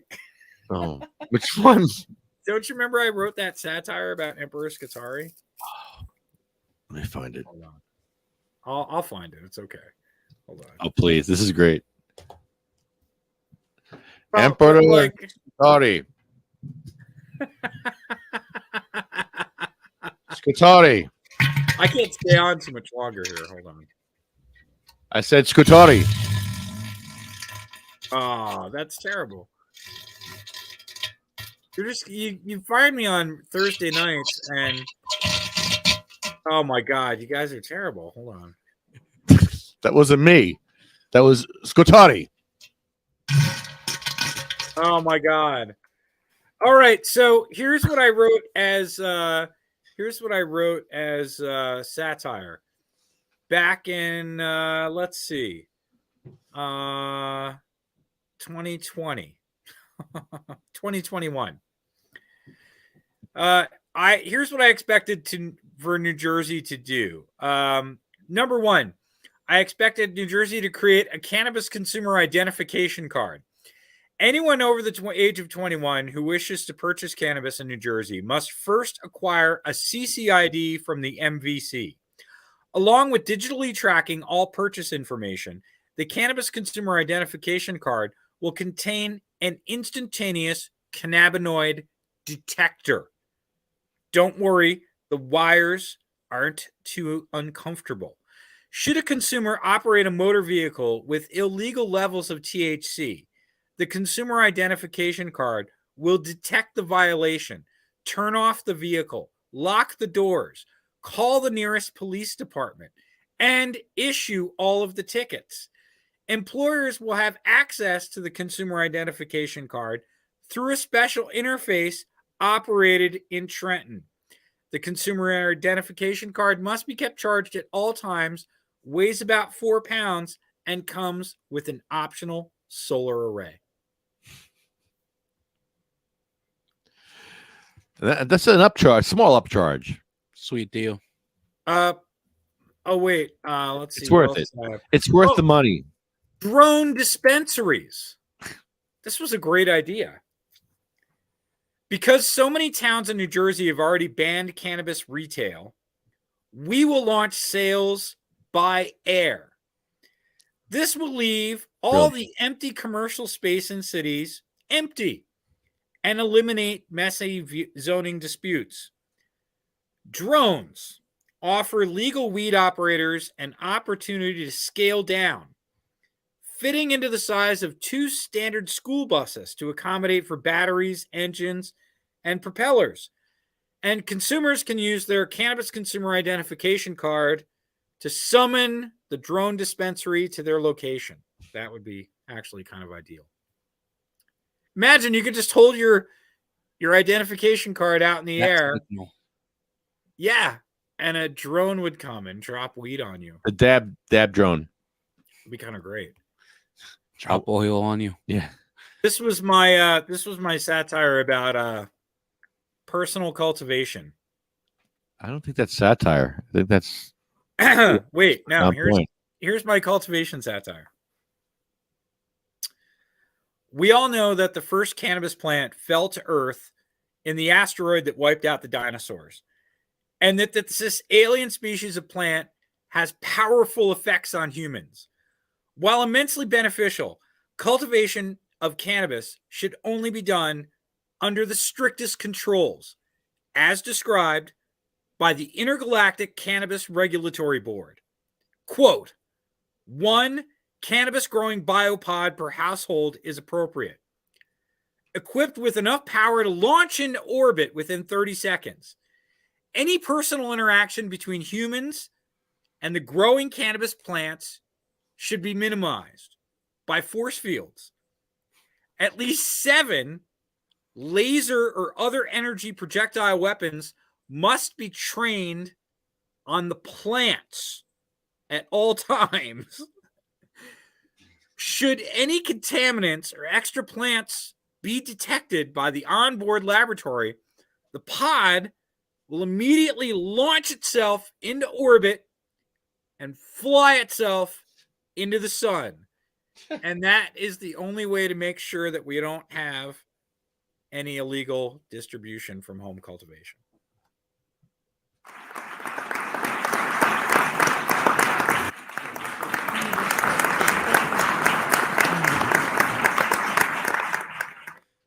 That was brilliant. Noble Oh, peace. wait, and then there's appointing cannabis. We have to appointing the cannabis emperor. Nicholas Scutari will be consecrated as the permanent emperor of New Jersey cannabis in a ceremony under the State House Dome in Trenton, New Jersey. Senate President Steve Sweeney and John Bon Jovi will preside, invoking all the gods of the Garden State, including Loki, our patron of government. Scutari is expected to levitate 10 feet off the floor with green sparks flying from his eyes as his mind struggles to visualize the trillions of dollars potentially in his fingertips.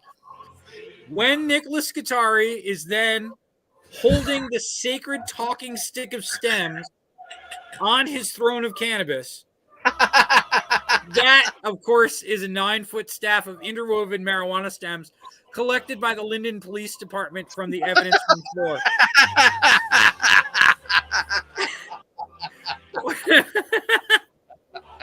Remember, when Nicholas Scutari is holding the sacred talking stick of stems on his throne of cannabis, no one may speak or ever say his name, lest they risk his wrath and thus be cut off from all weed in New Jersey forever.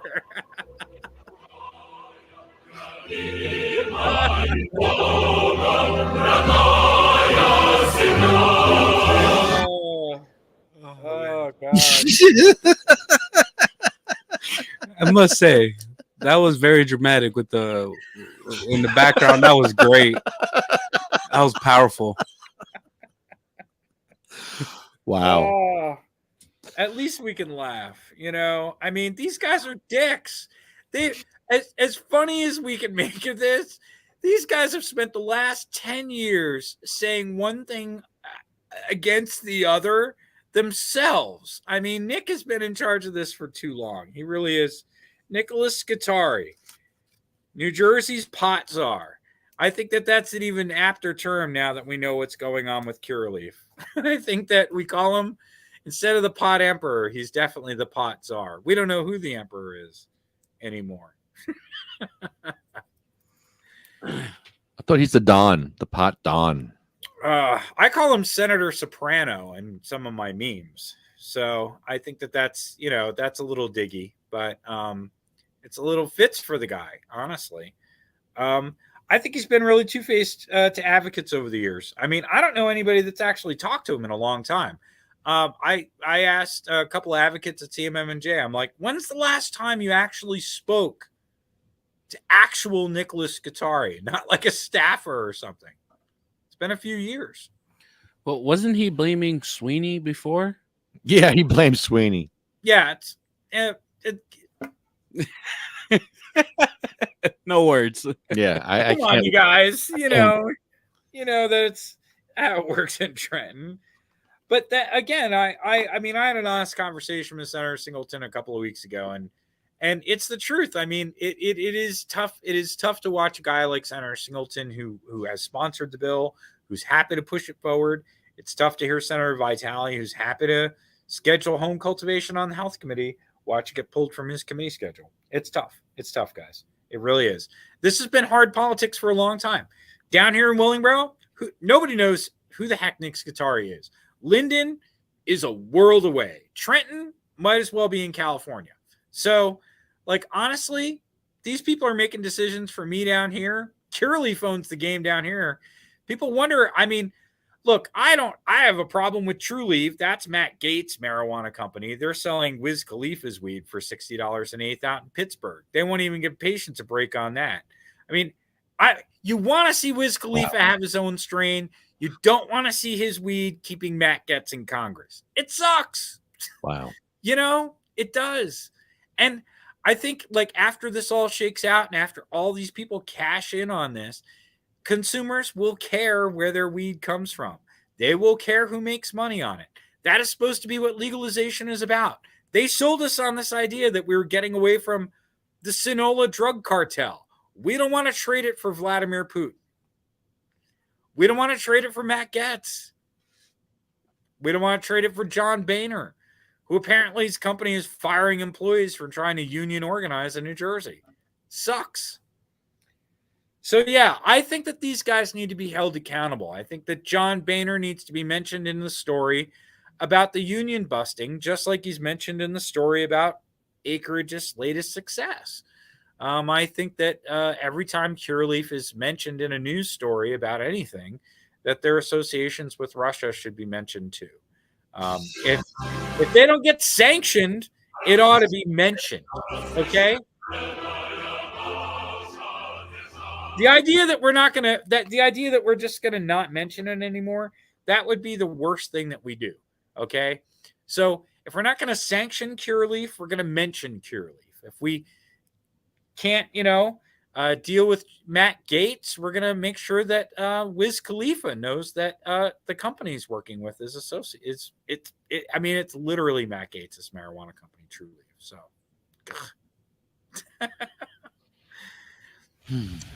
So what do you do, guys? How do you socially consciously buy weed? How do you buy weed so that it doesn't cost too much and it feels good from who you're buying it from? After everything, all this, the cartel doesn't sound too bad. They care about the disabled. The Sinolas. You want the Medellins. You want, what's his name back? El Chapo. Yeah. And his son back. Fuck. This is where we're at, guys. I shit you not. You're like seriously saying that. And in a way, I kind of seriously hear you, which is kind of fucked up, okay? The local meth dealer has cheaper and better weed. Oh.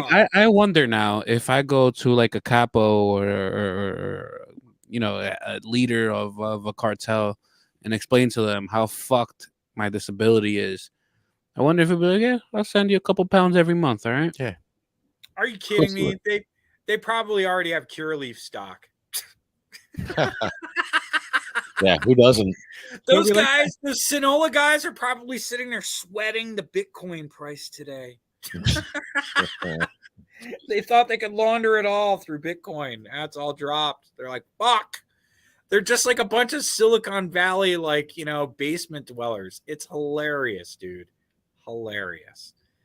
All right, guys. Well, it's getting late. I've been on for a little more than an hour. So how long you guys staying on the air? Thanks, Chris. Yeah, we're done. We're going to jump out of here, too, and maybe get some food, I guess. Yes. Enjoy your evening in Sayreville. Have fun with your unsolved mysteries. Oh, boy. What a mess that is. I was shocked when I found out Zabrowski got the seat. At first, I'm like, you never know. Maybe it was. Maybe you never know. And then all of a sudden, he gets into the same seat that she was sitting in. And I'm just like, oh, all right. Now this went took a turn. Yeah. Unsolved mysteries. You guys, you need the Unsolved Mysteries background music. Like, you need to come on with that. Every time you say Sayreville, it's got to like do do do do do do do do do do do. All right, let's get that. All right, you let me know when we film The Hunt for Green October. That's not far from my house. I can't wait to do the Battleship New Jersey thing. Dude, I'm looking into that right now, and I'm going to have a spot set up for that. That's amazing. I look forward to that. Yeah. I look forward to that. All right, let me know. All right. Cool. All right, catch y'all later. See ya. Good night. All right, so thank you, CMMNJ. Whoops. SativaCross.org accepts donations at sativacross.org. And we will take anything you got at this point for ramps and for FICO. FICO oil for cancer patients. That's right. If you're a cancer patient, we'll give you FICO for free. Homegrow Rally. Homegrow Rally on 3:30. Homegrow Rally 4:20. Homegrow Rally 7:10. 7:10 is the National Cannabis Patient Awareness Day. from every state house in the United States. I'm psyched about that one. That's gonna be fun.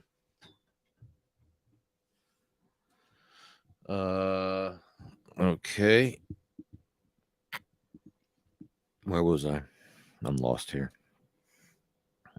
Okay. Can of Sense, UFCW, Local 152, JacksonStorms.com, Smoking Monkey, Arlo Glass, OprahMachine.com, and Pure Puff Lifestyle Shop. Cool.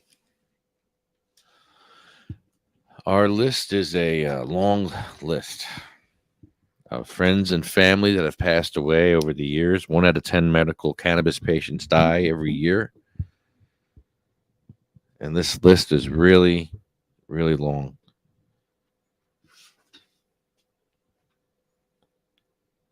Cheryl, Sabina, Diane, Gracie, Cindy, Marie, Jack, Joan, Randy, Polly, Bill, Chad, Jeremy, Colette, Matt, Troy, Russ, Roger, Jay, Ella, Hattie, Jackie, Anthony, Jake, Armando, Felicia, Lynn, Dan, Sean, Joyce, Lori, Frank, Brian, Flo, Carl, Thorne, Frank, Lorraine, Terry, Charlotte, Jay, Cher, Michael, Marley, Colette, Brendan, Red, Rico, Lulu, Becky, and Jeff. Well, there it is. That was a good show. Always informative with Chris. Chris is the best. It's always, yeah. Always fun too, but yeah. And I'm super stoned, bro. Yo, That thing you had, whatever that thing you had, got me. Whoa. yeah. Woo.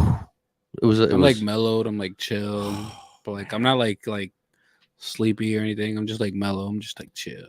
I want tacos. Some tacos. I want tacos. Tacos. I always want tacos or tamales. I've been eating tamales lately. tamales. Mm. That's some Dominican power. Oh, tamales. Was that Mikey in the waiting room? Oh, yes.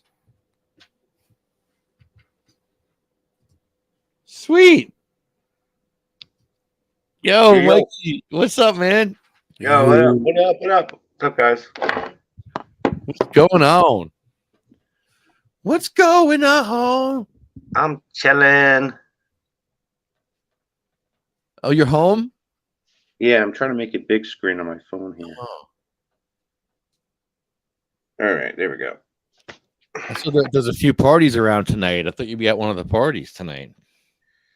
I had a long day at work, man. I was tired. Well, I can't even follow parties, man. They're going on all the time. I know. Everywhere. It never ends. I ain't got time for that. Ain't got time for that. Yeah, no, there's always another party to go to. Yeah, no, I had a long day at work today, and then I fell asleep when I got home. I showered after I got home, and then I fell asleep. And then I just woke up a little bit ago, and then I took my third shower of the day. And it's 9:00 now, and I realize that I'm going to take another shower at some point before I finally go to bed. So that'll be 4 showers in one day. I love that. You have your special soaps you're using? Yes. I mean, that's the whole thing. I realized that's why I got into the special soap, because of how ridiculously the amount of like showers I take a day. Now, what soap are you on now? Which one? Right now I'm using the lemon Lush, the one from Lush or whatever. They have like a lemon one. That's like their like signature lemon brand or whatever. This is real lemon. It's actually real lemons infused into like wax or whatever. It's like lemon terpy soap. Oh, yeah. So yeah. And as you're like lathering yourself up or whatever, you can literally like smell the zest. yes. Like wakes you up in the morning. So I like to use that in the morning, or if I'm just trying to wake up from the shower. And then they have like lavender and like other ones that I feel like are like more like sedative for like nighttime. I had a couple that were made for me. Korean made some. One of them was chocolate. Like the soap was actually black, and it was actually black on your body, but it was like chocolate, and it was good. Nice. Interesting. I don't know. Probably not good for you. I don't know. Hey, if someone's willing to put it in put it in soap or whatever, whether it be chocolate or whatever, I'll try it. It was good. I liked it. I mean, it was black, maybe black. What soap do you use, Lefty? I know I've asked you this before. It's not Irish Spring, is it? I use Irish Spring, and I love it. Stop, please. I love it. I fucking love. I know you hate it, but I was raised on it. Yeah, but I was too. That's the whole point. I was too. I couldn't believe I broke that chain. But why? Why did you need to break it? Tell me why. It wasn't a need to break it. I discovered soap as part of a self-discovery of finding out what I enjoyed, what I liked. You know what I mean? I had, people can, you construct an identity over the course of your journey, but I really hadn't done too many nice things for myself and stuff. So I tried, self-exploration or whatever. I found out I liked Yankee candles, because I was buying cheap ass candles and they just don't burn for long. And they smell like synthesized cheap dollar store candles, Yes. Yes. So Yankee candles are definitely where it's at. And then I found out that I was using synthetic detergent, which is what you're still using. Oh, it's Irish Spring is synthetic? Yeah. Yeah, you can buy it at the dollar store. Oh. You know what I mean? I have to look into this. If you go to the corner bodega in the city or whatever, they'll have Irish Spring. But it smells so good. It's synthetic. Oh God. It's not good for your skin. That's the thing. See, the whole thing is you're psychologically getting soothed. Well, the deodorant. It's comfort. Deodorant. Well, I made changes in my life when it comes to underarm deodorant. I don't use antiperspirant. I just use deodorant. There's a difference, apparently. So I let my underarms breathe. What do you use for on your underarms? To be honest, the cheapest deodorant there is in Walmart. whatever's the cheapest. Wait a minute. That's going directly into your bloodstream from your underarms. People have got an answer from that. It's not about being completely well-rounded. It's just focusing in one area. That's it. There's contradictions all over my routines and my regimen. Okay, but is it spray deodorant or roll-on deodorant? No, I use the roll-on or whatever. Okay. I tried to use better roll-on deodorant for my underarms.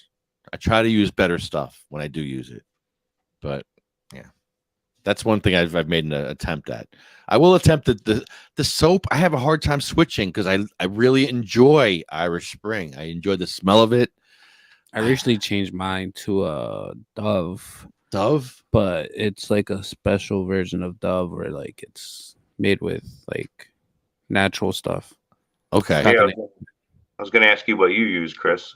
And it's aloe based, I think. Okay. And aloe and lime or something. That smells. That sounds good, actually. It's banging. I'll send you a picture of it tonight. We'll send both of you. Yeah, I use Dove too. That's my standard. Lush is kind of somewhat Lush. special, And you had get it online, or you go to a store for Lush? No, I go to the store because it's the whole experience. It really is. You could get it. You could get it online, but it's great when you go into the store because it's super underpaid, super giddy teenagers who are super excited about soap and they're saving whales and they have this whole campaign. I couldn't care less about what they're doing with their money or whatever, even if they were if they had to kill sharks to use shark fins for this soap, whatever, man. it is what it is. I got other fights and I'm willing to put my energy where it's necessary. That soap is that good. I don't care about their campaign, but they do have a really brilliant social campaign. And speaking of whales or whatever, what is going on with the whales and the dolphins and shit? I saw a video of a seal crossing the road, running out of the water. Sonar. something. Yeah, the sonar is messing everybody up. So why don't they take the boats and keep all the boats away while they do all this work on these things that they're working on? Keep all the boats away so the whales and everything aren't getting fucked up, hit by boats. But that's the thing, that what the boats are there for constructing, or The construction boats are hitting them, maybe too. Yeah, maybe. Because they're building the wind farm right offshore, right? Yeah. Yeah. And there's going to be a natural coral reef now. Well, not a natural, a concrete coral reef now, which they say is a good thing. I feel like whatever it is, it's even worse. What's that? I said I feel like whatever it is, it's even worse than like what we're thinking. Yeah, I don't know. I sure hope not. But also, what I also hope not, the shit that's going on in Sayreville with the frickin' councilwoman. Yo, listen, I really pray to God, man, that the police are not involved or have some sort of, bloody hands on this one. I really, really don't want that. I'm not looking for an entertainment story on this one, but I don't feel good about the whole thing, man. The first thing I thought. I don't. What do you guys think about this? And once he got the seat, I almost shit myself when he took that seat over. I'm like, whoa, what the heck? That blew my mind. Hiding in plain sight, pretty much. Yeah, the best crimes are the ones right in front of everyone's noses. Yeah, that's it. Right under your noses. Bigger the lie, the more they'll believe it. Yeah, and I worry about the fact that, okay, so the FBI, they're handling it. That doesn't really mean anything to me because, when does the FBI bust police departments? They're just that's not what they're for. That's not how they operate. That's not what they do, And so, county prosecutors, judges, attorneys, there's too many ties. Even on top of that, even just looking at their arrest records when they're making Hispanics that are white toned, consider them white, and then they pass, statistically that matters, because a minority is not getting arrested. That's and they had a whole bunch of Yep, and she was probably looking into that. There's the officer, I think it was 2017 or whatever. There were some allegations about, Zembrowski, saying some racial slurs and stuff like that, making a hostile work environment. I would propose that that the councilwoman was not favorable to that scenario of Chief Zembrowski being, and if it is true, the allegations of him, making the hostile work environment for the minority. But the whole thing stinks. So it's very fishy, and it's if there's not police involvement, okay, then it should be in their best interest to find out who killed her, because we still don't know. We still don't know who killed an acting councilwoman, which is nuts. It's bizarre. And the last public meeting that she spoke at, she spoke out against the police. That's what that article said. All those emails, that's what it uncovered. So she spoke out at her last meeting. And then she was reappointed. That president of the PBA or whatever, he was sending emails to the mayor asking her to remove her from that position, and she got reappointed. And then the next thing that happened is she gets killed and shot in the mouth. She was shot in the face 7 times. You watch what you say. I don't trust the whole thing, man. I really don't. I pray to God they find the guy and it's not police involved. I really, really pray that, because otherwise these guys are psychopaths over here. Well, yeah. Well, the whole department, the whole board. I mean, the whole thing would have to be an investigation. I have no faith in the FBI. Not at all. I have more faith in Patrick Duff finding out who the fuck killed her than the FBI. Straight up, because the FBI has no interest in uncovering police corruption. They don't care about that. Even if they knew, What, are you kidding me? They would definitely be like the collateral damage on this one. Yeah, nah. Don't you think a cop would know how to kill somebody and get away with it? I worry. It's like almost like ask the local crackhead kind of shit. You know what I mean? Someone did something dirty, got to get out of some trouble, help you out, get you out of a deal. Or a Do cop? this. We're a cop, man. You got all these guns at hand. What kind of You bullet know? was used? I'd love to know. Love to know what kind of bullet was shot with. Well, that's the Well, rough part too, you know, yeah. as well, because like if they want to, you know, track the gunpowder that's left on the finger that shot a gun, whenever. I mean, cops probably go to the shooting range Yeah. once a week, twice a week. No shell casing, so it's probably revolver, right? Or maybe there were shell casings. I doubt it. There was a good killer. He would have taken a revolver and not had any shell casings. I think there was shell casings. They were all over the road. They were riddled all over the road. Yeah, I think that was like one of the photos. Yeah.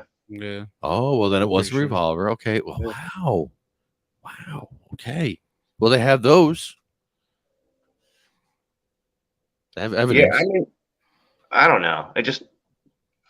If it's a coincidence, if the whole thing's a coincidence, it's funny. It's a funny coincidence. Then they killed another Republican up in North Jersey, and then the other guy killed himself, allegedly. The guy who killed the guy in, what was it, West Milford or wherever it was up north, like a couple days later, they killed the councilman. And that guy was found dead. The killer was found dead of a gunshot wound. I did not hear that. Yeah. That's some crazy shit. Yeah. So coincidence. That's that movie shit, man. That's that like coincidence from incidents.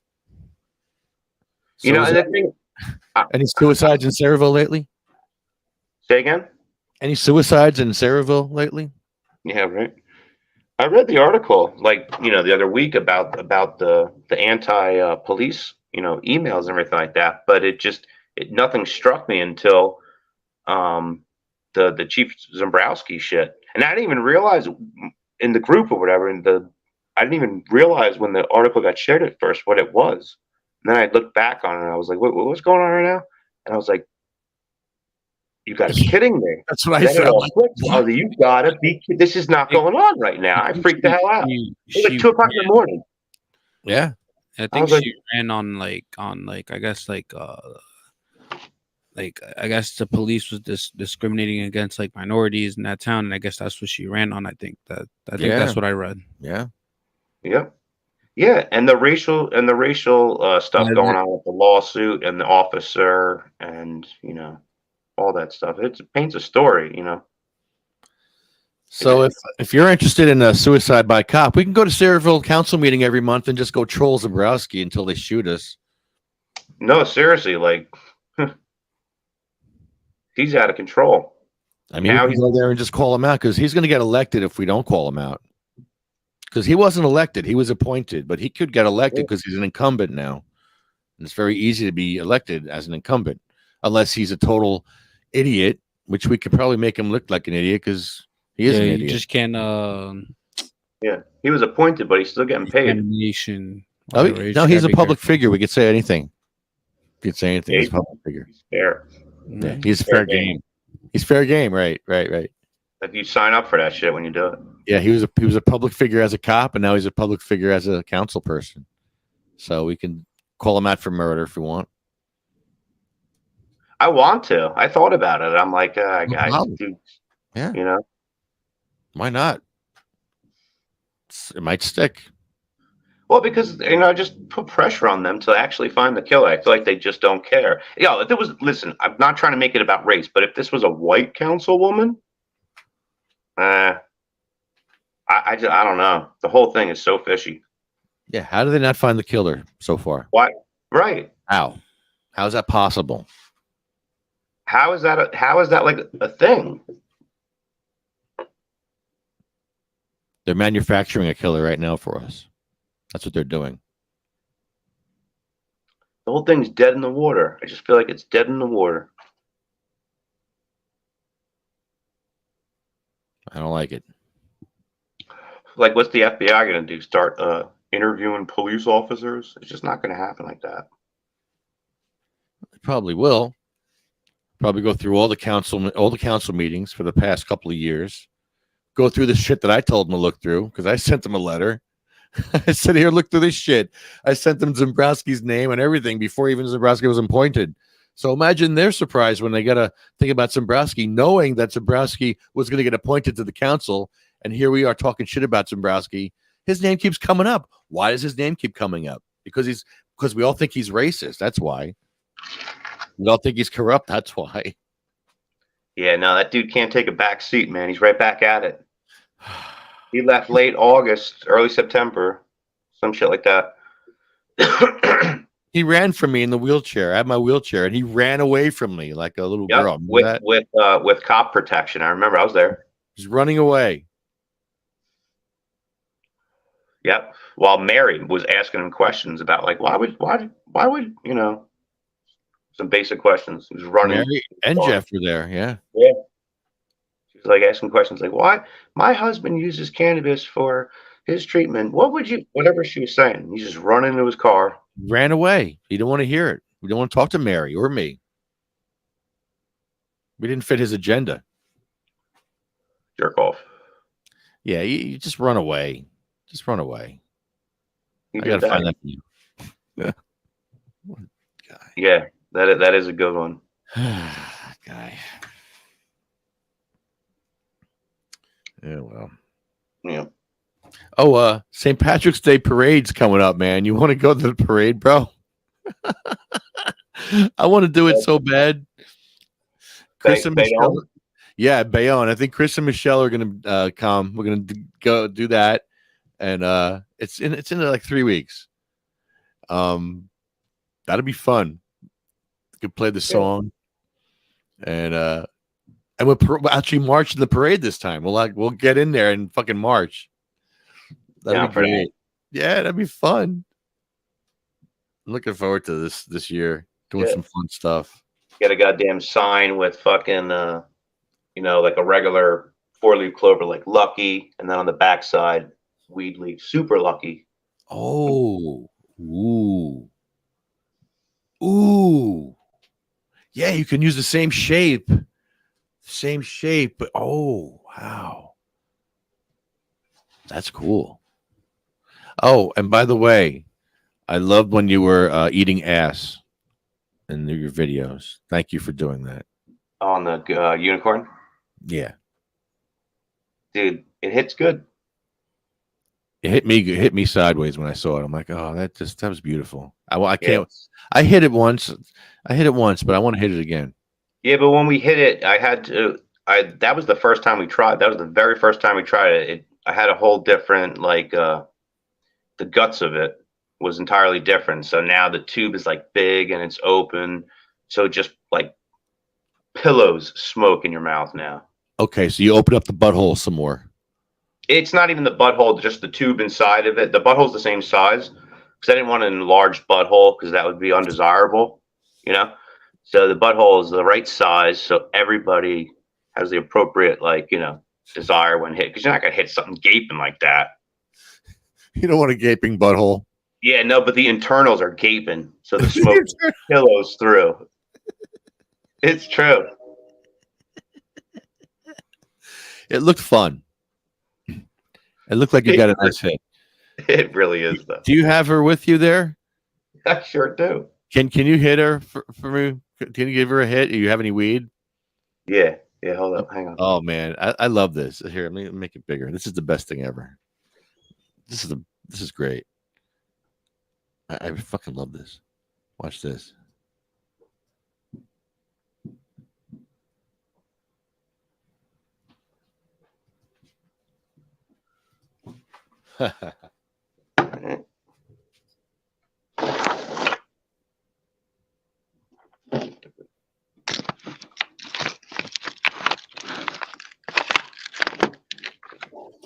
Smoking in the butthole.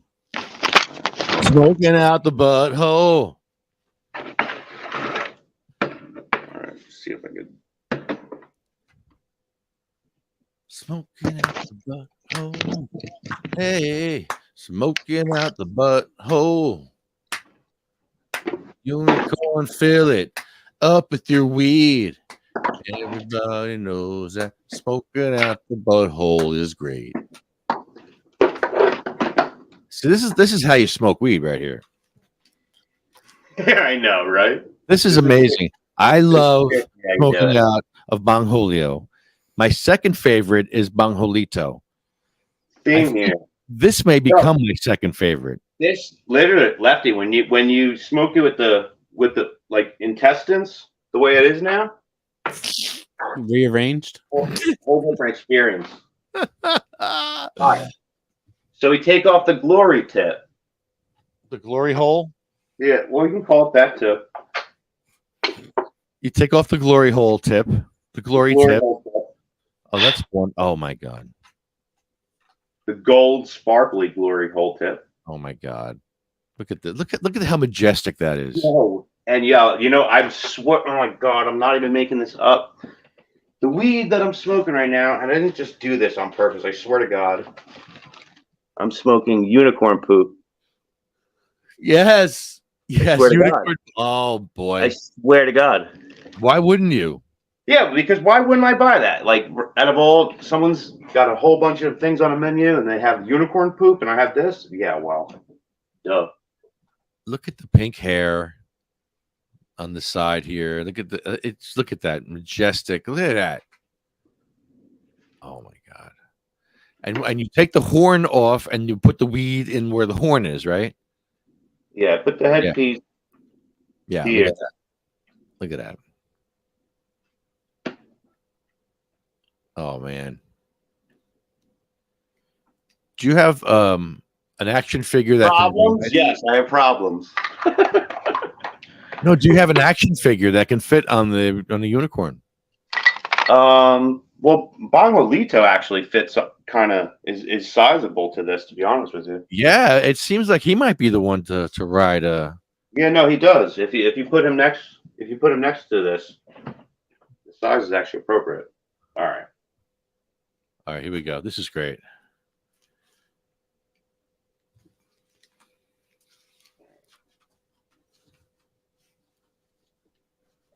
All right, here we go. Asked him out. It actually takes a little skill because you got to kind of feel where the headpiece is because you can't really see it.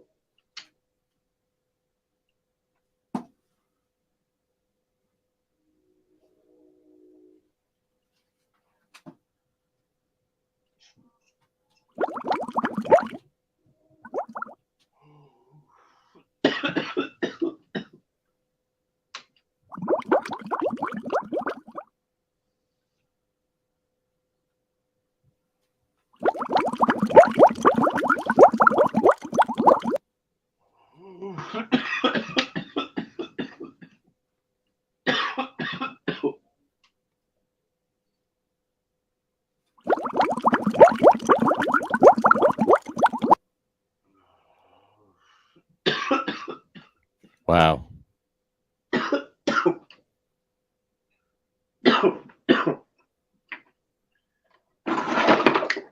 Oh my god. Yeah, she's a good time.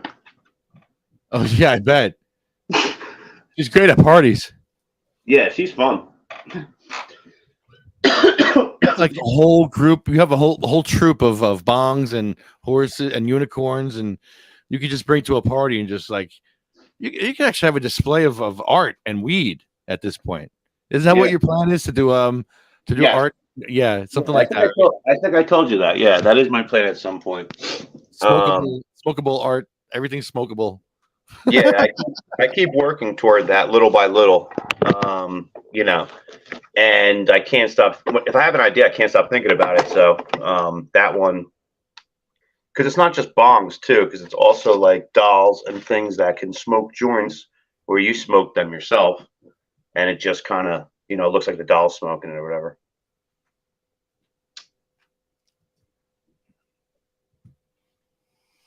I'm gonna buy a bass guitar. I'm gonna buy a bass guitar. Yeah, I'm serious. I'm gonna learn how to play it. I kind of know how to play a little bit, and I'm gonna learn all of our songs. And I'm gonna put all the drums together with the drum machine and the bass, and it's gonna be sick, bro. I'm excited. I need to get a cheap bass though. Cheap lefty bass. I need to get a Fender. It has to be a Fender. I'm pretty sure, right? Yeah, most likely. Yeah. If not a Fender, what would you suggest? I don't know. I like Fenders though. I like Fender bass a lot. I like the headstock. They always sound good. They always feel good. They usually always have like good action. Like a jazz bass is really big. I don't know if I need a big one like that, but yeah, that's a big one. Yeah. It's like a Geddy Lee bass. I don't need a bass that big. Just like a nice small bass that sounds good, nice and low end. I had a couple of basses in my life. I forgot what happened. I must have sold them for friggin' crack or something. I don't know. I had a few years where I was in a bad shape there. Hey, we all have rough patches, man. I had a rough patch, man. We all have them. I never sell gear. That's the thing. I would never sell gear. I don't know why I would sell a bass like that. I'm a hoarder of gear.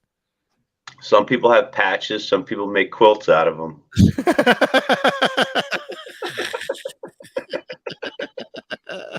I guess that's when the art kicks in and you start getting Yeah, that's when the art kicks in. Yeah. You get away with a lot with the artistic license. creating different patches.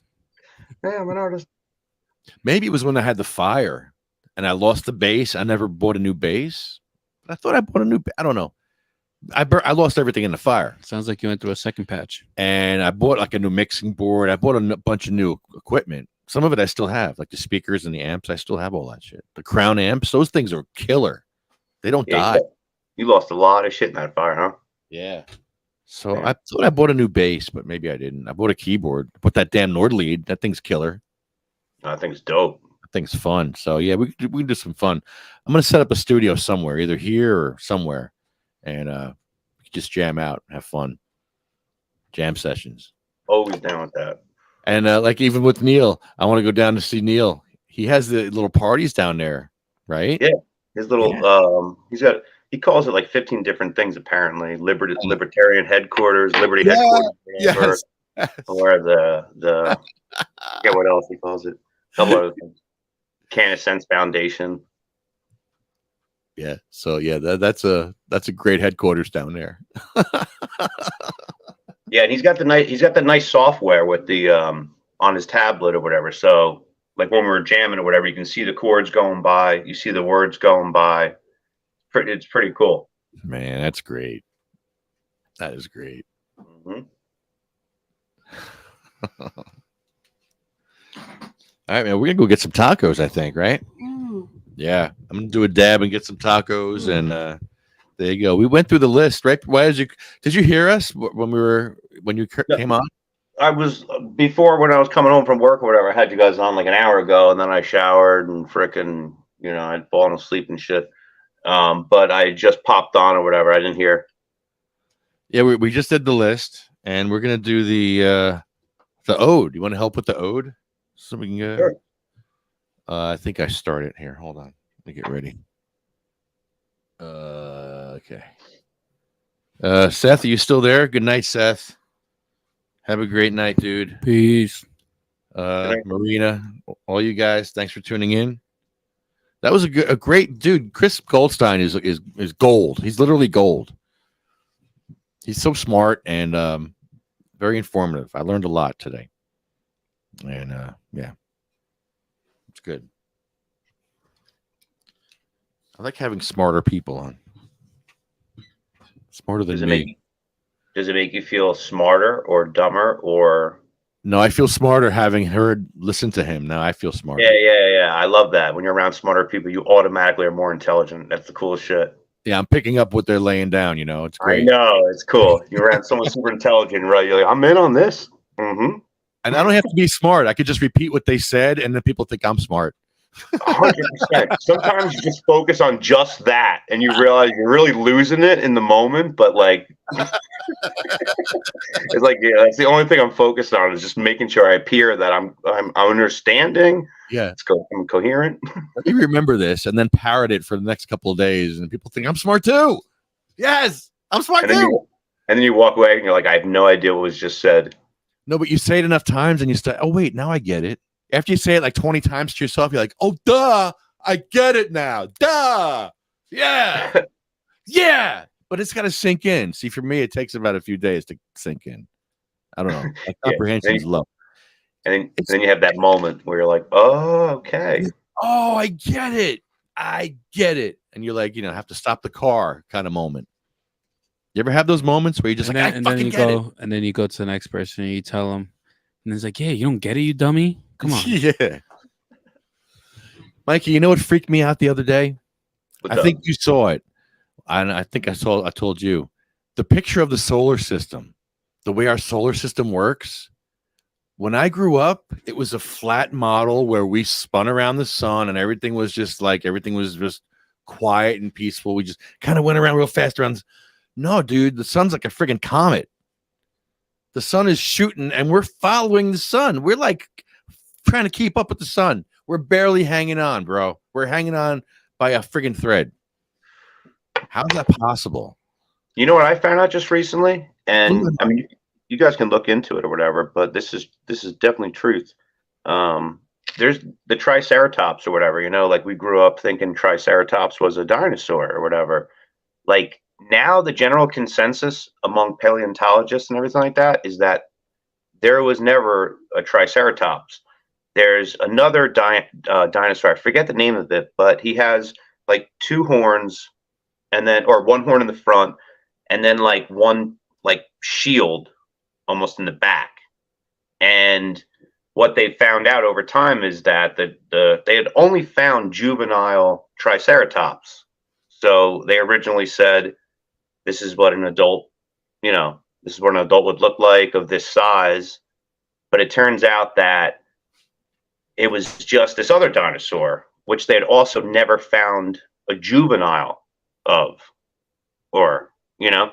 So the general consensus is that the Triceratops never did exist or whatever, like as a big, giant dinosaur. It was just a baby of another dinosaur.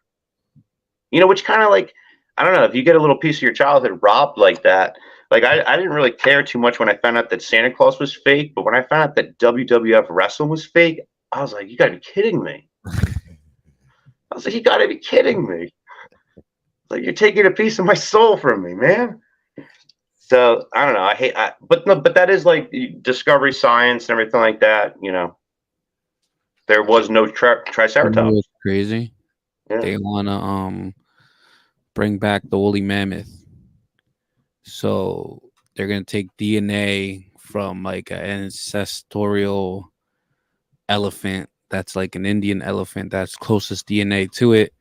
They're gonna match up the DNA to make up for what DNA is lost and what piece they have from the woolly mammoth. Put it in a female, and then they're gonna birth a woolly mammoth, and supposedly they're gonna do it up in Serbia. Man, I have no opinion on that. How about they're shooting Ben Franklin's sperm into space? Oh yeah, they're sending some of our dead presidents' DNA out into space. So it's gonna land on some planet and turn into fungus.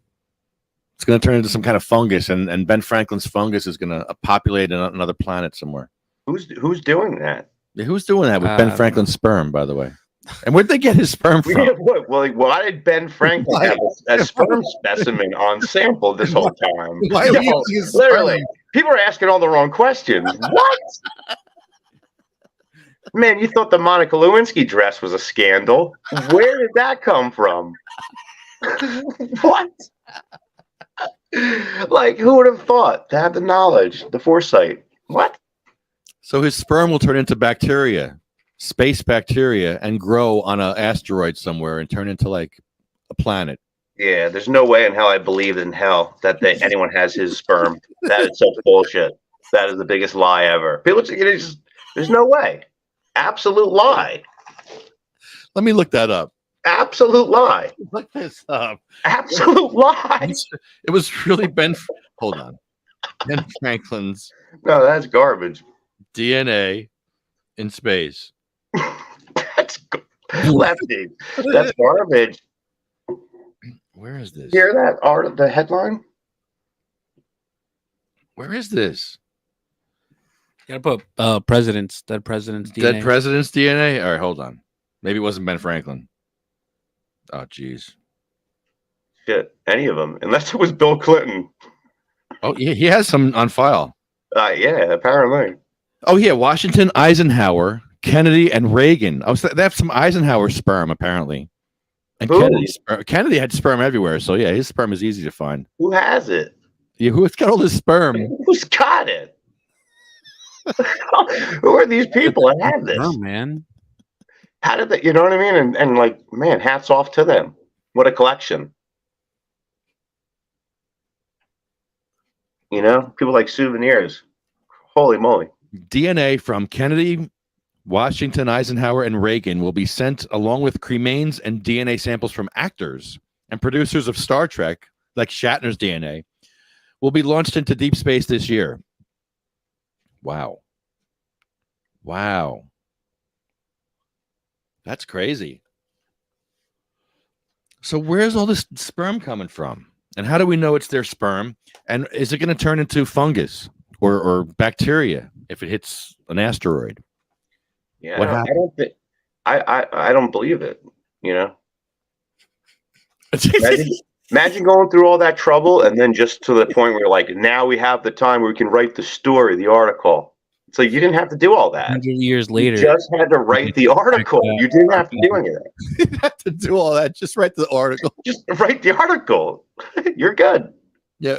Just pretending you went to the moon too. Yeah, like it doesn't have to be a moral thing. So are they mixing all the sperm together in like a cup, or is it all separate sperm? I'm sure they're all separate and labeled. They're going to separate and label. Why not mix them together? It's all going to the same place. Yeah. Make it a party. Slingshot in space. Maybe they're trying to see who has the strongest genes.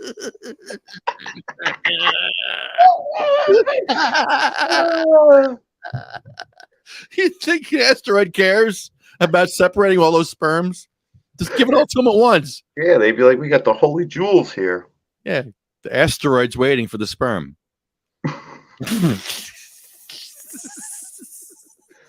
Oh my god. Best story ever. Right? Most presidential semen ever. I'm telling you. Why is it the president? Only the strong survive. Yeah, how come it's all these guys? Why does Eisenhower's sperm get in there? How does this? I don't understand this.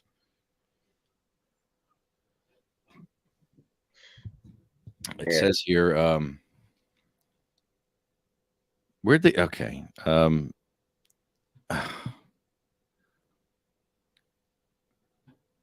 Sending DNA off-world provides a way for future human civilizations that may settle in deep space, a way to discover what life was like on Earth when the U.S. was formed. What? Off-world DNA storage allows DNA to be preserved for thousands of years in space without degradation. It's like psychological weapon article shit. Listen, what I was telling Lefty is, you know how the Chinese want to take the moon? So United States, you know what? We're sending a whole bunch of our fucking best sperm out to space, and they're going to reproduce, and we colonize that place. Yeah. It's like checkmate. Checkmate, China. We got our sperm everywhere, China. We honestly, if that has really been done, my first instinct is money has been spent on worse. You know what I mean? Like if it really was. Oh my god. Oh man. Of course they have Kennedy's sperm. He couldn't be left out. But Eisenhower's sperm? Yeah, right. I want to know like the conversation between like him and his wife when that like went down. Like, no, I'm gonna do it. I'm gonna donate it. Like, how do you get George Washington DNA? Like, was it? Oh god. Yeah, where did it? I don't get it. You just lie. Yeah, like how do you get Washington's DNA? You just lie. This is all a test to see how much people will believe things. Everything is. They don't have. I mean, Elon sent his Tesla out there. Everything's just a, let's see how much the people will give. Let's see how much they'll believe. Let's see how much they'll stop thinking for themselves. Let's see how much they'll do things they don't want. I mean, I believe it only because, like, come on, dude, they're sending all these celebrities out to like space. That's not really space. Can you imagine just floating through space and then George Washington's sperm just hits you right in the face? Really? You just get hit of all the places to hit right in the face with George Washington's sperm. That's like, how really? they populate. But And it's that's also, how you populate with Right in my aliens. mouth. Like it's also dead, like inactive. old. Like, It's not even. It's old, not fresh Old. sperm either. Yeah, Old. you're just shooting human bacteria. You know, like that's the best you got. Yeah. Shoot me with your best shot. Straight up.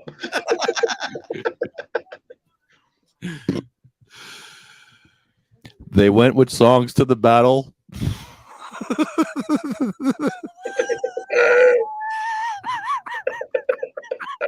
Galactic. Oh. They were young, full of sperm. No, never mind. All right, start over. Hey, Adam. What's up, Adam? We're talking about George Washington's Dude. sperm that they shot into space. That's how Star Wars starts. It just starts a war. They and Kennedy's into space. And Sperm. Ben Franklin, apparently. They had his sperm. Yeah, where'd they get all the sperm from? That's what we're asking. We don't know where the sperm came from, but they have all this sperm somewhere in a vault.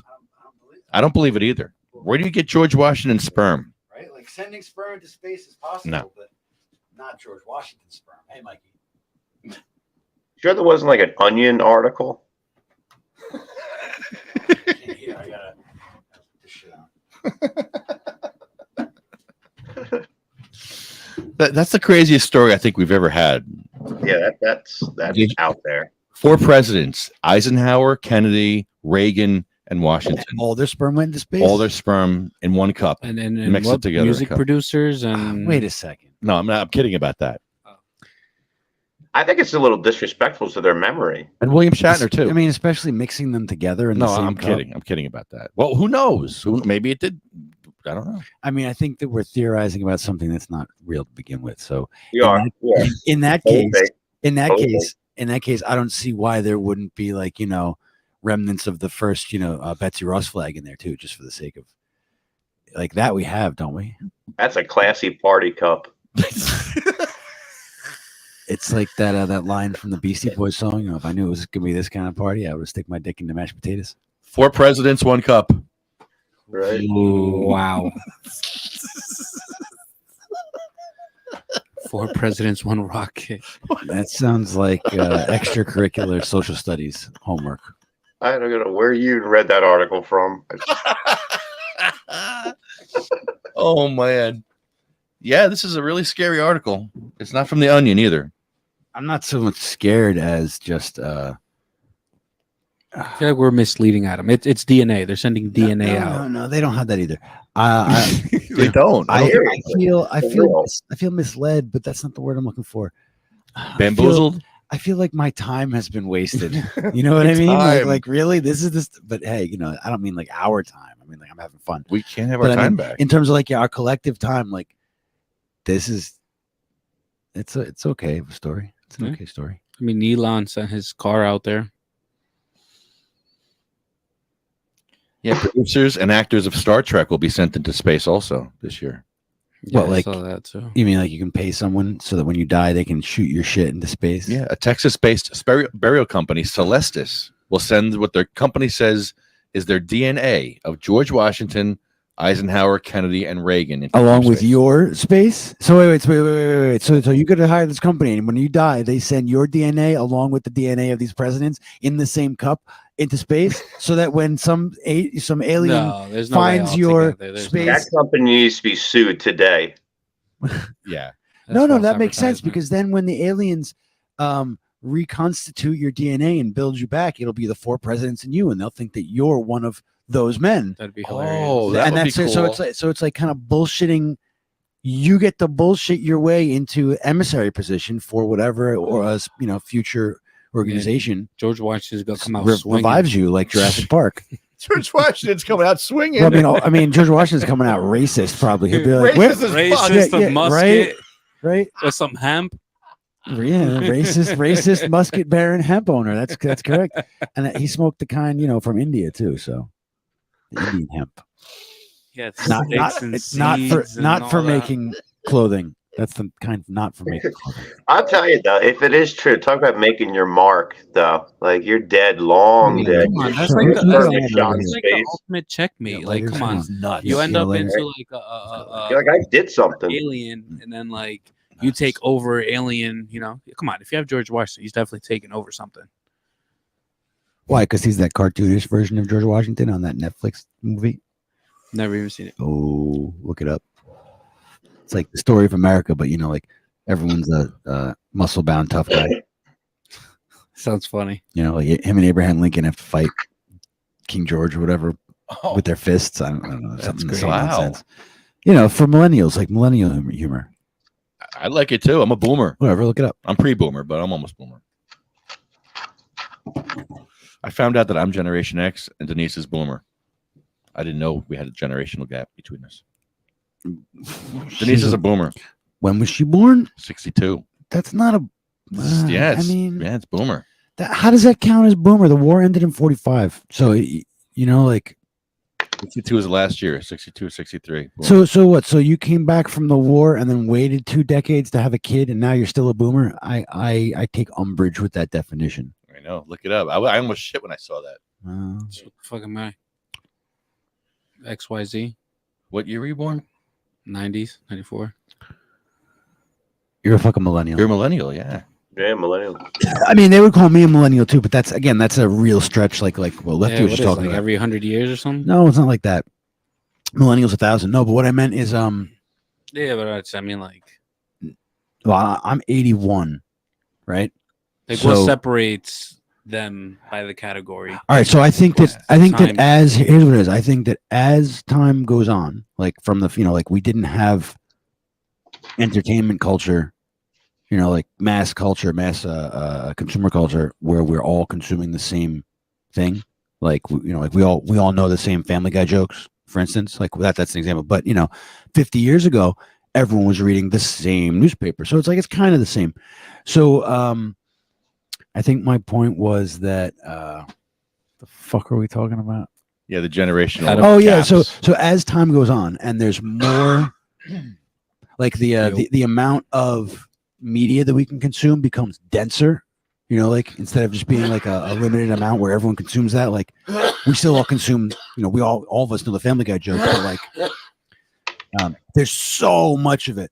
So I think that as time goes on, like between like the boomer generation and call it now, the closer you are to now, the smaller the generations are relative to the boomer side of the spectrum, because more things happen in a shorter amount of time, which then delineates the experiences and the cutoffs that separate the quote unquote generations. It's not just I had kids, that's the next generation, then they had kids. That's not what these terms mean. These are social categories, like ways of experiencing the world. So, I'm a fucking boomer, Lefty. That's silly. I'm not a boomer. She's not a boomer. Well, that's what they said. My mom's a boomer. You know what year my mom was born? 36. Dude came back from war and had a kid. Like, that's a boomer. Like, maybe 1950, but that's silly to say all the way into the 60s. I was surprised to hear that. The same way, like, so I'm not a millennial. People born a few years younger than me might be millennials, but it's all about like, what do you identify with? Which were the milestones of your experience, and you're like, I think it's really easy to do it based on what were you watching on television? Like, were you too old for these types of shows, or were you still watching these types of shows? So like for me, the cutoff was.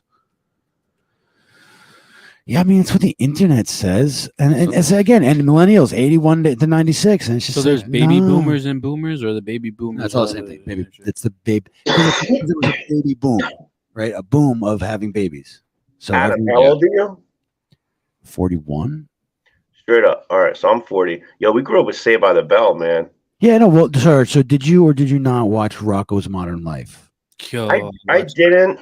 Neither did I. My brother, who's 4 years younger than me, and his whole crew, they all watched it. All my friends now. It was just it was. You could have been a year or two away from that period, and I didn't mess with that.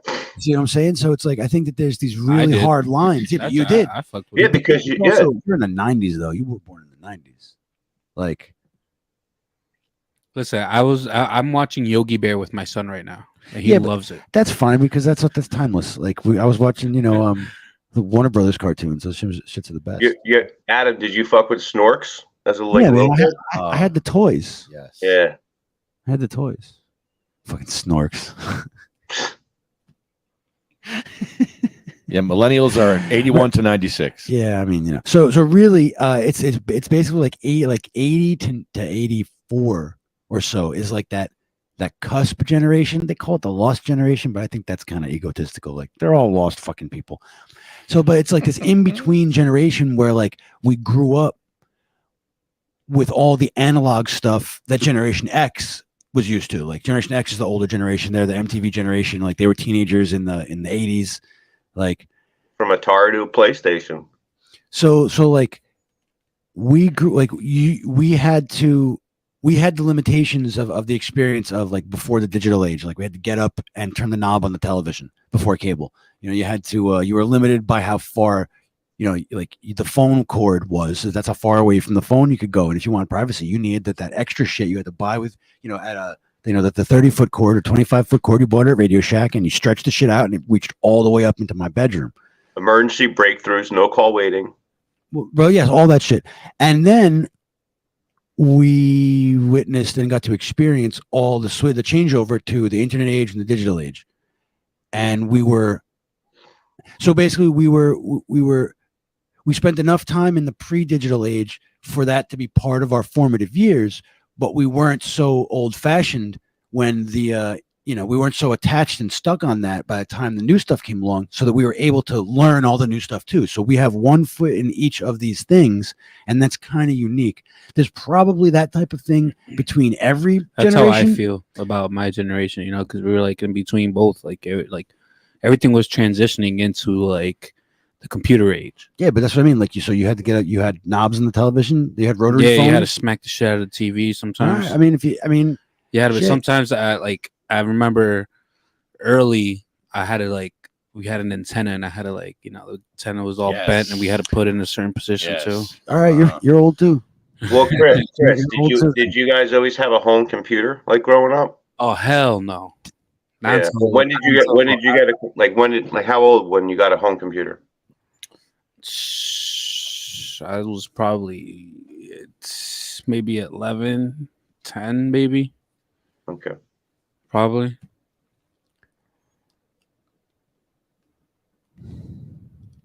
I'm also in a weird position too, because I'm first generation here.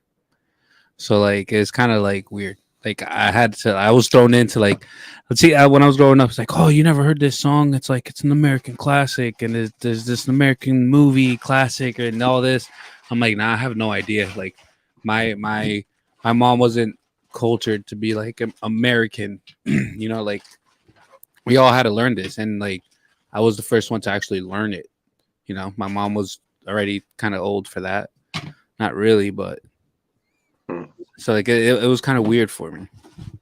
Yeah, you got to know John Candy, Steve Martin.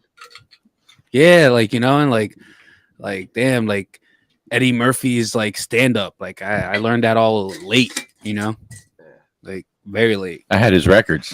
American Graffiti, all there that you stuff. go. Did you listen to vinyl records when you were a kid? Did you have vinyl records? No. Or did you just cassettes when you were a kid? Or was it CDs? Cassettes for a little bit, very little, very brief.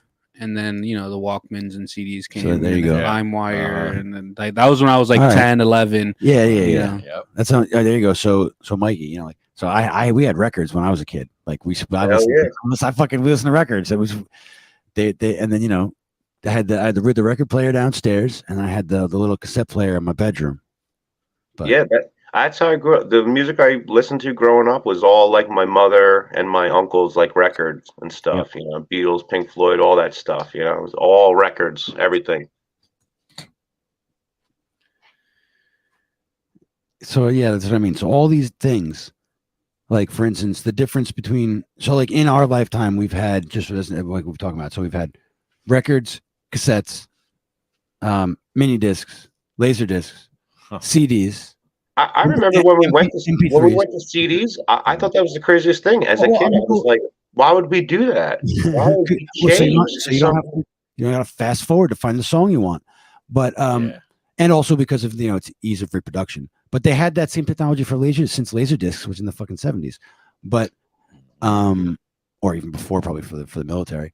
But so, and just in our lifetime, we've had that more than half a dozen steps in media, right? Now go back to records. Well, now you got 50 years straight of just that's what and then before that there was nothing. There was nothing. It was only live music. You couldn't record. It was the wax cylinders of Edison. You see what I mean? So like that generation, even though they lived the same amount, same 70, 80 years, like the amount of things that changed and that they could be aware of and experience in culture are fewer. So I think that our generations are shorter because of this principle that I've outlined. Like there's more things happen, which means more generations can happen in the same amount of time compared to if you only have one thing. Fucking records. Imagine just having records for 50 years, radio and records. Even listening, when my grandfather tell some of his stories back in the day. It's and growing up in South America, it's I broke my leg because I fell off the horse. Yeah. You know what I mean? They were Nay. Or you have to crank the car over. You got to physically crank the car to turn it on, or stuff like that. I'm holy shit. Turn the crank on the front. Fucking Model T. Yeah, stuff like that. And that's real old people stuff. There's not a lot of them left. Yeah, that's what I'm saying. So my Model T's, I mean. So I love listening to my grandfather's stories. He went to Bolivia and all this other stuff. Traveled, took him 4 months or stuff like that. Where it was crazy. All the life journeys. Transporting, writing mail to somebody just to communicate with them. I'm headed. Write a letter. Yeah, me. Yeah, I wrote pen pal probably twice. Right. Twice, 3 times, an actual physical letter and sent it out. But that's cool. Outside of school, But yeah, so it's crazy. You know what I mean? How they had to, and it was just insane. I like listening to that. And they had singles, remember? Singles as opposed to entire records or albums. Yep. The 45. 45s, yeah. I remember the Beatles, the B side of Let It Be. They had You Know My Name, which was that was not on any Beatles record or no album, only on the B side.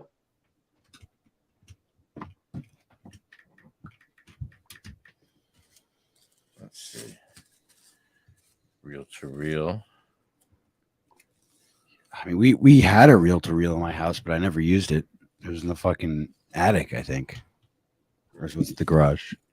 And then we had the big, fat, square TV. Yeah, I mean, Remember when the projectors, when they would bust them out in school? Oh, well, they had projector televisions, the projection, the way that you have you can get a little projector for your laptop or whatever, and you can watch a movie on your wall. They had that for the television, in the 90s. You just had to be super rich. It was $1,000. Remember those huge, when the cell phones came out, those huge only the rich had widescreen 'em. projection TVs? Yeah. The ones that were 60 inches by 60 inches, and it was 4 feet deep and weighed, half a ton. They were terrible. They were amazing, is what they were. You just had, but that was that was a 4K TV for today. Well, they were they were so fucking expensive. Yeah, they were so expensive. A family would get themselves that for Christmas instead of everyone getting gifts. I had a friend who did that, and then they had that big fucking television, and then of course the screen gets stained from the images because it was so deep because it was 3 colors. You had 3 colors in it: red, green, and blue. And you had little projectors, a red, green, and blue projector in there that all matched. And if they were out of focus, you were screwed. My parents hated when I bought the PS2 over to that, or the PlayStation.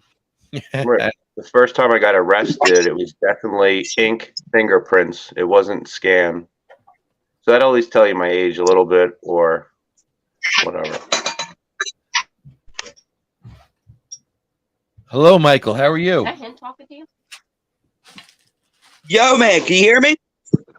Hey, what's going on, man? Not much, man. You can hear me though, right?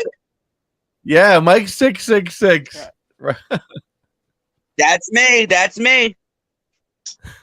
What's going Give me on, 2 Mike seconds. 666? I got a piece of shit phone here. I'm just plugging it in so I don't die.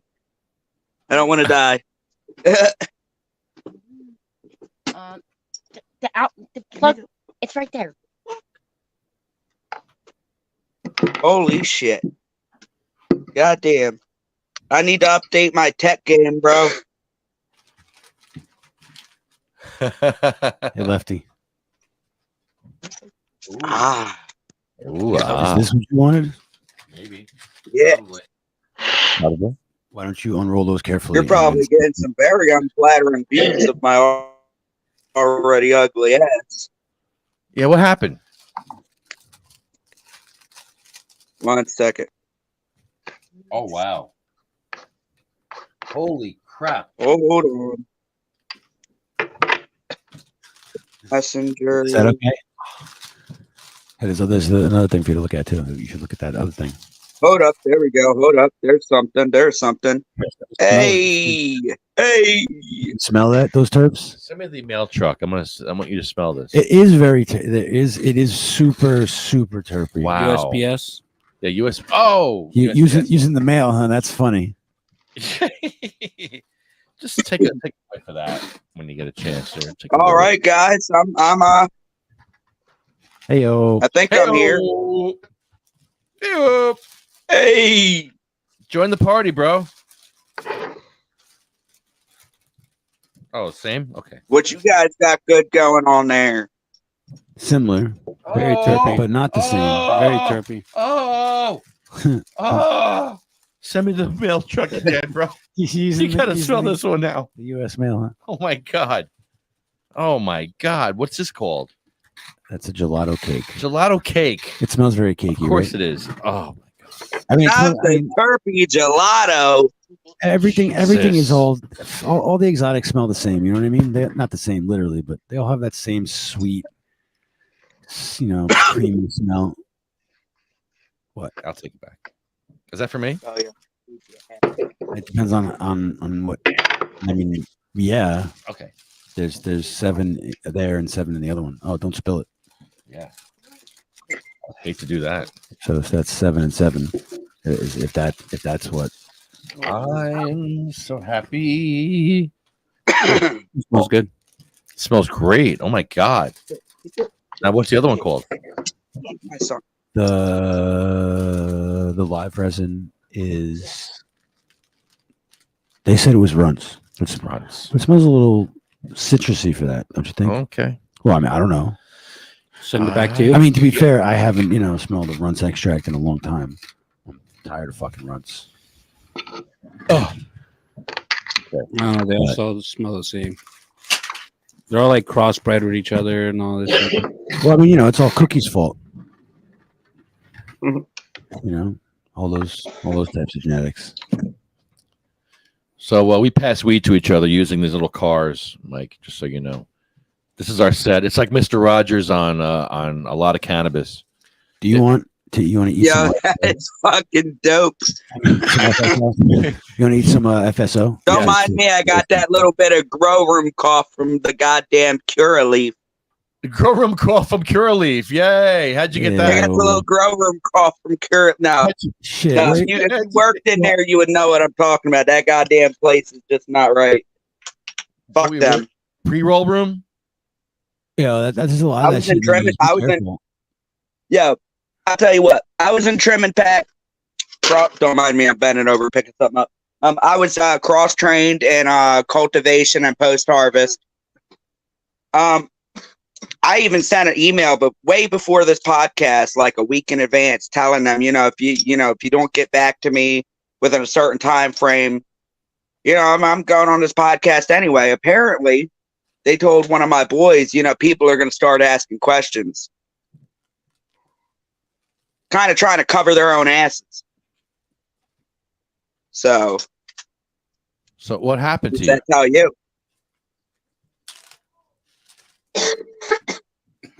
So what happened to you? Yeah, what happened? So I got fired, right? I told you that when I messaged you initially. Yeah. They really fucked me, and they've been fucking a lot of people. They got a high turnover rate for a job that has, it's got some really good perks to it. They're just not right. That company is not right, man. I'm not all that. I'm not all up there mentally, man. Like, and I got my own issues, and Nobody. there's some when you're onboarding, there's so many different things you got to sign and read, and some of that shit just slips through. You know what I mean?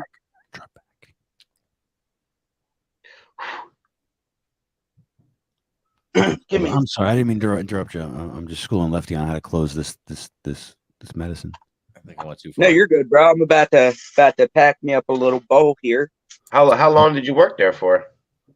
I was there 6 months. Eat it.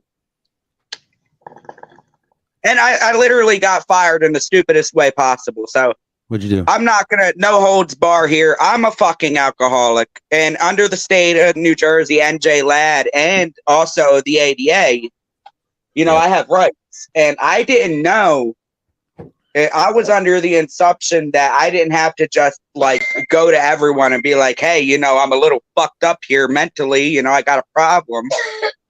And they were like, oh, when I got fired for a shot bottle that fell out of my pocket. And no holds bar, I'm an open book. You know what I mean? It was in my pocket from the night before. They waited 3 fucking days. They could have did a whole investigation and checked me out and seen if I was fucked up on the job or whatever,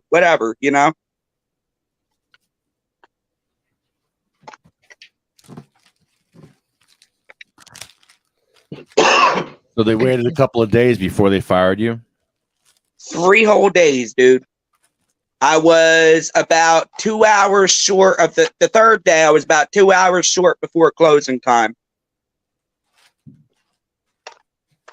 And they were like, they pulled me into the office. Don't mind me. I'm grabbing my little weed supplies here, man.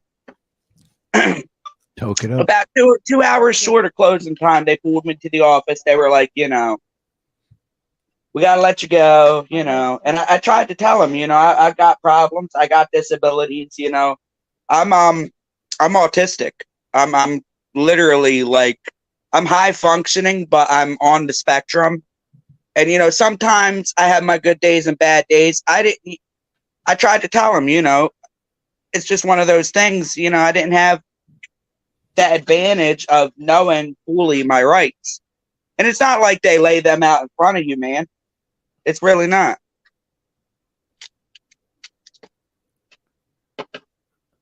Now they're not unionized, right? No, they're like so from what I understand, they are the only MSO in the state of New Jersey that's not unionized. Actually, one of the very few weed companies in New Jersey that's not unionized. And I feel like if it was unionized, I could have just went to my union rep and been like, hey, that bottle that dropped out, it was a little airplane bottle, little fucking airplane bottle. Yo, that was from the night before. Why did they wait 3 days? The union rep would have probably told me, hey, go back there, clock in, go to work, finish your shift. If they have any problems, they can talk to me. You know what I mean? I've never been in a union, but I know that's how that shit works. Are you allowed to have a full bottle of booze at work as a gift for somebody? Well, I mean, that's what I'm saying. You know how many people I'm not naming any names, but I know a guy who one of the coworkers went on vacation, brought back a bottle of white Hennessy. I don't know if you guys know what that is. It's the expensive Hennessy. But they made their exchange of the white Hennessy to the other guy on property. Well, definitely. You know what I'm saying? Definitely the union rep would have acted as your advocate. Yeah, if you had a union rep, they would have helped you. And they are so anti-union, like they'll let a union rep in, but they're like, dude, I work for Dollar General now, and they're like super, super duper anti-union. Curaleaf is almost just as bad. I mean, they've got OSHA issues going on right now. Like, like I said, I'm an open book. You got a question, shit, ask. I mean, in the trim and pack room, we got a machine that irradiates the weed. Who knows the effects that can have on the people inside the room? There's not much you can look up on Google about that fucking machine. That's a good point. Is there wheelchair I access? can't even remember what the hell the name of the machine is, honestly. Is there wheelchair And access? in light of knowledge of them, you know, talking about people asking questions, I told them I was going to be on a podcast, and I think that shook them up a little bit. Because, you know, what fucking multi-million-dollar MSO wants their profits threatened from some fucking basically a retard guy here? Like, I'm not, you know, not the R word, but still. Like, that's probably how they look at it, the way they sit there and think they're better than somebody sitting behind a computer telling me I'm shit out of luck. In the greenhouse, is there wheelchair accessibility in the greenhouse? Well, it's not really a greenhouse. It's more like, so I don't know if you're familiar. It's a giant building out in Hamilton. Hamilton, Blue Anchor, Winslow. It's like on the cusp of all three areas. It's a giant fucking warehouse. So there's no actual greenhouse. It's grow rooms. And fuck no, there's no wheelchair access to those grow rooms. And not being mean, because I don't judge anybody.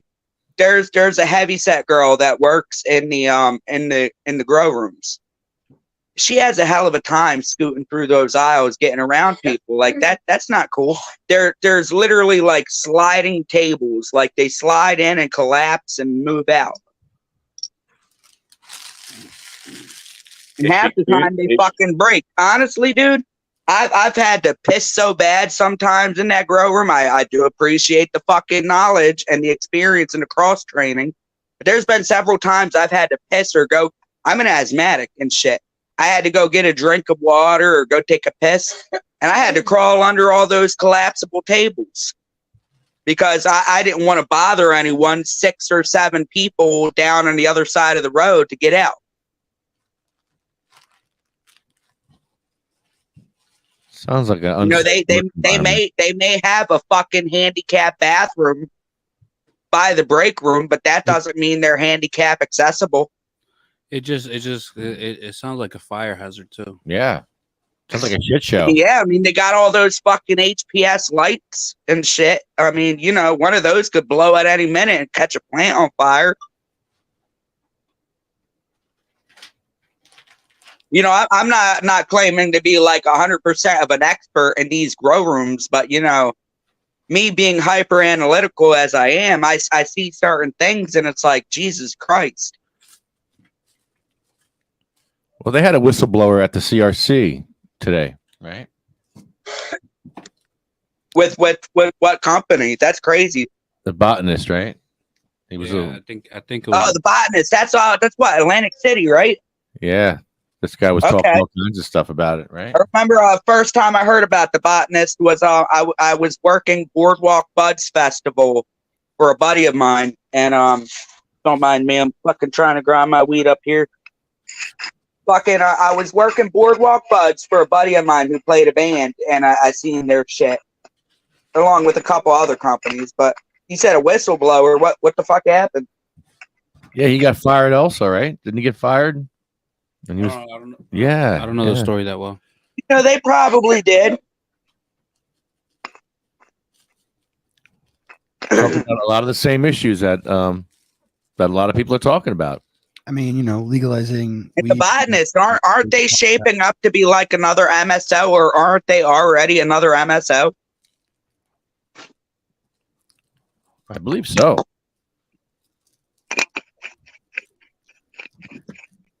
Man, it's bullshit. Like they just, you know, a company like those, like Curaleaf, the botanist, you know, they draw in some really good people. There should not be a high fucking turnover rate. And I know, for instance, Curaleaf has a high fucking turnover rate. I've been told, like, they'll fire you for anything. I was told that fucking weeks before I got fired for some dumb shit.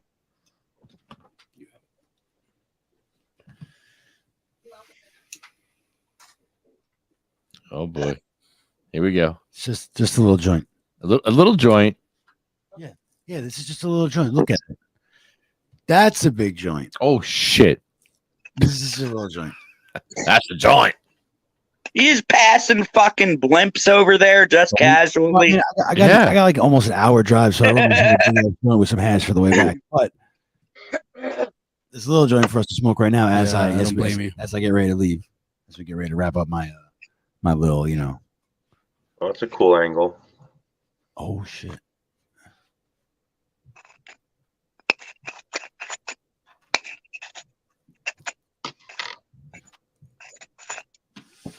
Oh shit! Me, huh? Not me today. God damn, that's fucking Google Street View on acid. Jesus Christ! I'm about to have a stroke over here trying to watch this shit. Oh, look at I that. can almost smell it. Almost. Oh, look at that. That looks great. I want to jump in there. Hey, wait. Hold on. No. Yeah, you can throw your character in there. See me, I'm still in the dark days of getting my shit off the street. I don't want to pay these goddamn dispensary prices, man. Especially not when they're charging fucking You don't like paying $65 $55 an eighth like Cureleaf does, and they don't even goddamn cure the shit. Cureleaf is the worst weed. Oh, they don't cure their leaf. Ha. They definitely Get in fucking there, don't. Bongholio. Get it. Oh, got the little Bongholio. I can see Get it. Julio's dress though. Yeah, you're right. I'm not mad. Oh, he's happy. Total good time. Yeah, he's having a good fucking time right there. Look at him. Son of a bitch. Happy as hell. That's great. Jesus Christ. Look at that. You kidding me? Here, Bongolio, take a hit. He's got his signage and everything. Look at him. Oh, this is too funny. That's great. Every ounce comes with a Bongholio. like a cereal, like a Good Morning cereal. Like every box comes with a free Bongholio. Yo, keep that idea to yourself. Let's market that. That's great. Well, yeah, but we got to come with the cereal first. Oh, you mean just in the weed? No, in the weed. You have an ounce of weed. Bongholios. Yeah, no, the fucking cereal is just Cheerios. You just rebrand it. Bongholios. Bongholios. It's a done deal. It's a wrap. Dude. It's a wrap. Yo. It's a wrap. Bongholios. That's it. Yo, Knock off Cheerios. Are they medicated? It's a knockoff brand. Yes, Are they medicated? We need a Medicated booth. Bongholios. That's it. You got to staff a booth somewhere this summer with that. At this day and age, honestly, I'm not trying to tarnish the Bongholio reputation or whatever, but you can just lie and say it's medicated. Nobody even cares. No one knows what's going on. We think we're shooting presidential sperm in space. People are so confused. Yeah, it's infused. I mean, yeah, just tell them it's down to 483 milligrams on the button. Guaranteed, because it says guaranteed after it. It's guaranteed. It's guaranteed. It says so. Switch cameras. Give me that other camera. Yeah, just tell them them Bongholios are Delta 8. They'll buy them at the gas station. Yeah. Oh, that's a little close. I feel kind of violated. What is that coming out of? Yeah, that's kind of.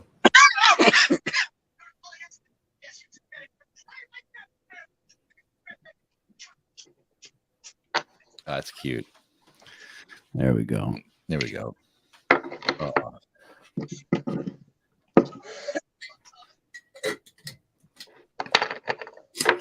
Here, let's do here. Hey, yo, one thing you'll love, Ed, about fucking Cureleaf, man.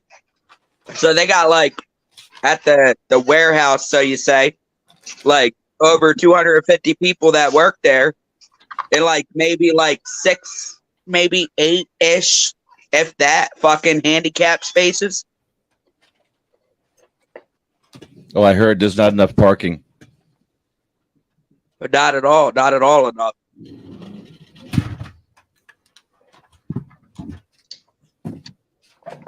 But I know that the grow houses in New Jersey have horrible access. All of them.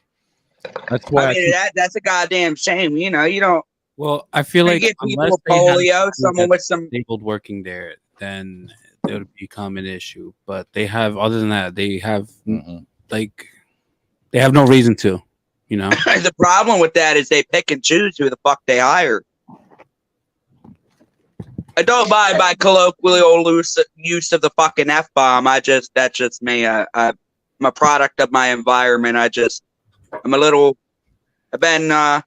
in the hood for a while now, so I'm a little, you know. But no, fuck it. They pick and choose who they hire. And the reason I say that is if you know the upper chain of management there, you'll see it's mostly white females. You do not see That tastes good. many people of color.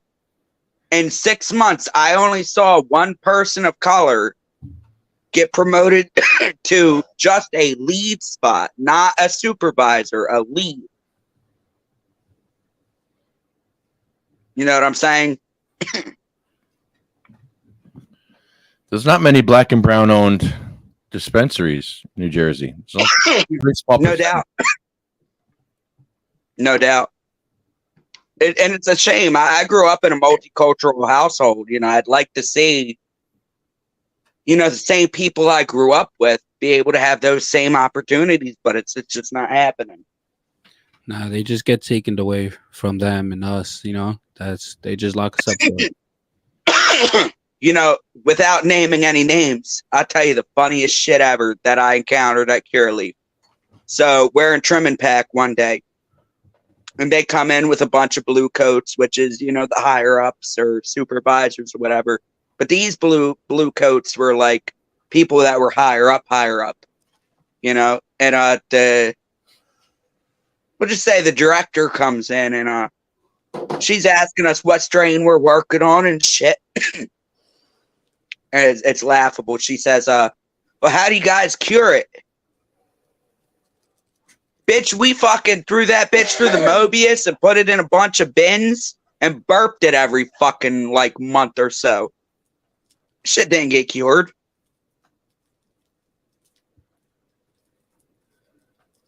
Dead ass.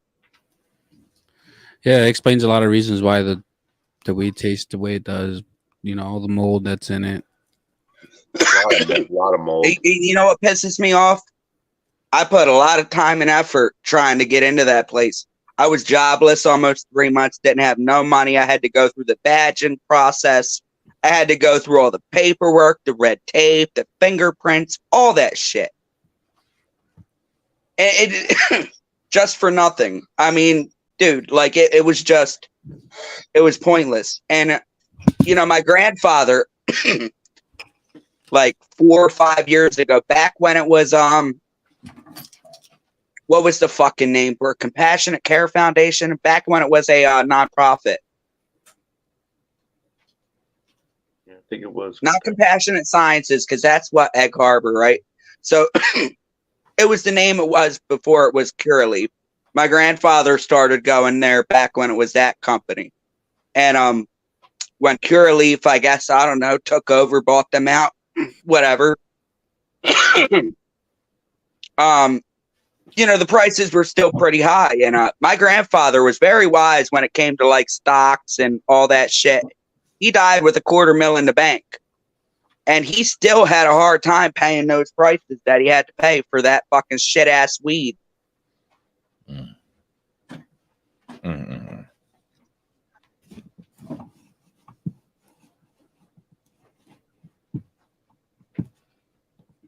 It's like a step above. Hey. Well, it's like what Chris Goldstein was saying earlier. You know, like even his rich friends don't want to pay that price regardless. Like, you know, nobody wants to do that. No, people aren't stupid. And if they don't want to pay for that, Says a lot. Yeah. And I I don't know if the terms and conditions of an NDA, a non-disclosure act, I don't believe I signed one. If I did, I didn't have fucking 5 hours to sit there and read through every single piece of goddamn paperwork they sent me on orientation because I was starving. I was without a job for 3 months. So I don't know about NDAs or anything like that. I'll tell you this. When you go in the grow room, you shouldn't be able to grab a plant by the stalk and shake it and it looks like it's fucking snowing. You know what I mean? I get powdery mildew as a thing. Sometimes it's unavoidable, but that much? And without naming any names or anything like that, a friend of mine got really fucked up from one of their strains. He got sick and he had to go to the hospital. And I'm not going to name any names because he's a very good friend of mine. But he was pretty bad off. And I don't think it was the strain in particular, but I think the elements of what were going on with that strain while they were growing it, the microbials, the fungals, all of that. Because he doesn't have a history of asthma or anything like that, and it just really messed him up.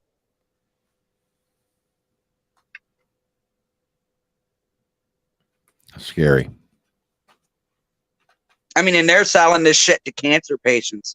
The pre-rolls, the pre-rolls. If you know anyone that's bought purely pre-rolls lately, I don't know if they've launched the grassroots shit into the stores yet, but dude, they are fucked. They're crushed. They look. You ever have a good time with a lady and you bouncing around and that shit don't go back in right? That's what those joints look like. They're all like they're supposed to be like this, but they're all like and all crushed up. Wait, are you saying they look like bent penises? Yes, exactly. You can sit there and go like this. Oh, it's fucking broken. That was a good way of describing it, though. It is. It's a lot of pain. I've had a lot of time to sit here and reflect on this shit. And I told them at first. I get it. Yeah. I told them at first. I told HR, I don't have any animosity. I love the people that work there. But when they sat there and blatantly denied me of my rights, that I feel I might be wrong. I might be fucked. I might be wrong. I might not have no rights. I feel like I do. When they denied me of those rights, there was animosity. Fuck them. They do like employee parties around Christmas time, or any incentive for the employees, or anything like nice to show that they kind of care. Or not when I was there, but they did before I got in. They did things like Fun Friday, which sounded pretty cool. They let people have off on Friday, and it was paid.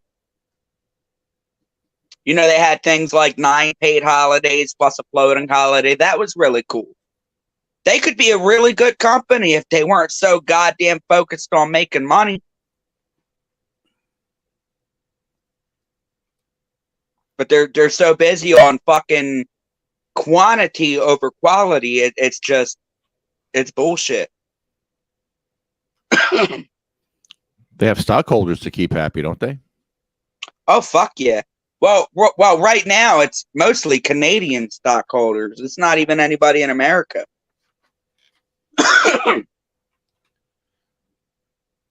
Didn't some company just lose like $140 million in Canada? I'm not sure. I mean, I've had my head so far up my own ass, I couldn't tell you. I do know one thing. Kronos. Curaleaf, the owner, Boris Jordan. I think that's his name, right? Boris Jordan. It's not Boris Johnson, because that's the PM of Britain, or former PM. No, Boris Jordan. I get it. He's a little conflicted. He's a he's a Russian, Ukrainian, American citizen. He was born in America, but he's Russian and Ukrainian descent. He's taken money from what I understand, some very shady people, in Russia. But when he's criticized, he kind of just puts it up to xenophobia. Where in where you He said kind Russia? of Russia? kind of pulls that card. And I know one thing, it might just be a rumor.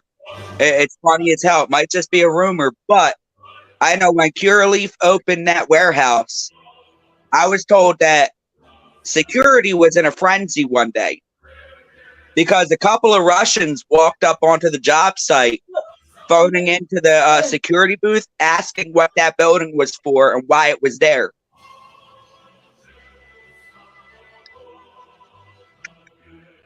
Sorry, I'm playing some Russian music.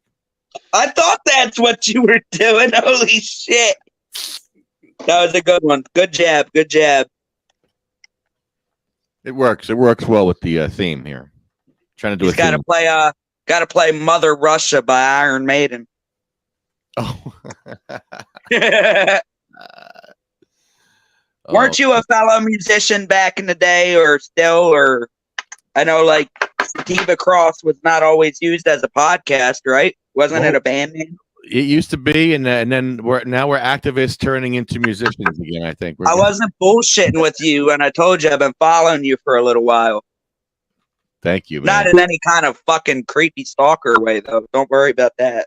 Well, not, Sorry, Mikey likes it. yeah. I didn't think anything until you said that. So I'm not the only Mikey on this podcast. I just realized that.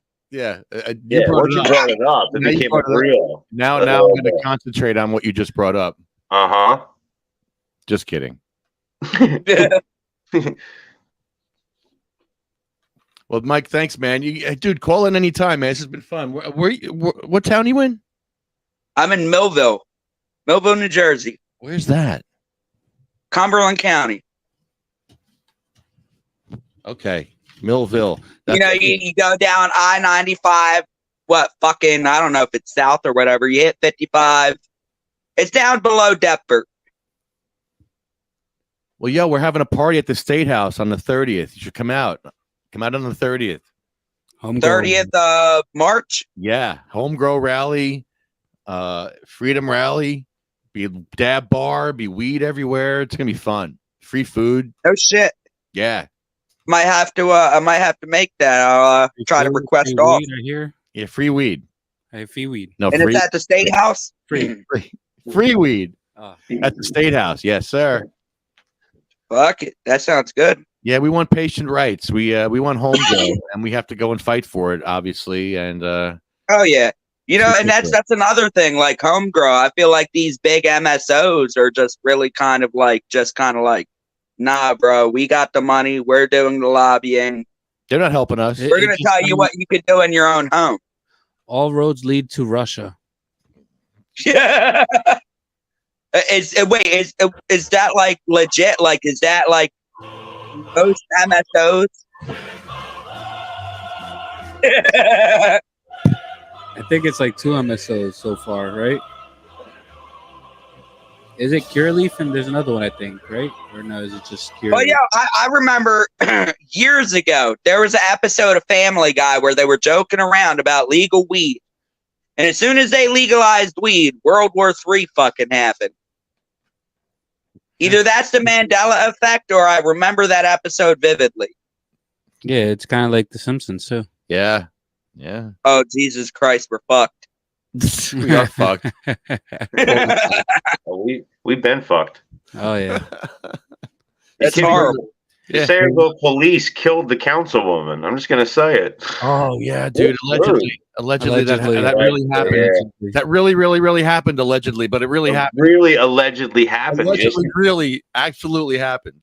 Like totally, completely, allegedly happened. Completely, 100% happened. Allegedly. And this one doesn't point to Russia. It's not the Russians this time. What did you say, Russia? Damn it! What do you think is more believable? That God damn it, it's Red Dawn all over again. Oh wait, that was a movie. In the space. I think it's more believable that police killed.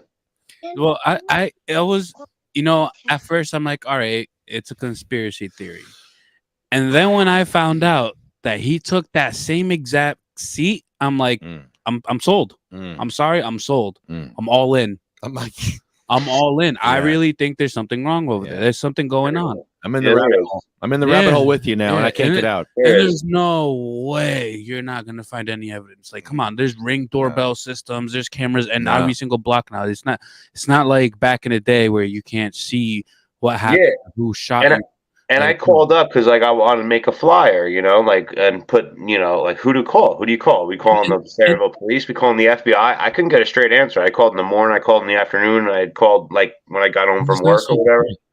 And no one really kind of could really give me an answer. They gave me a number, then I called the number, and no one answered. And you know what I'm thinking about it. And then, you know, I didn't know some of the details. You said it was like what? You said 7 shots to the face.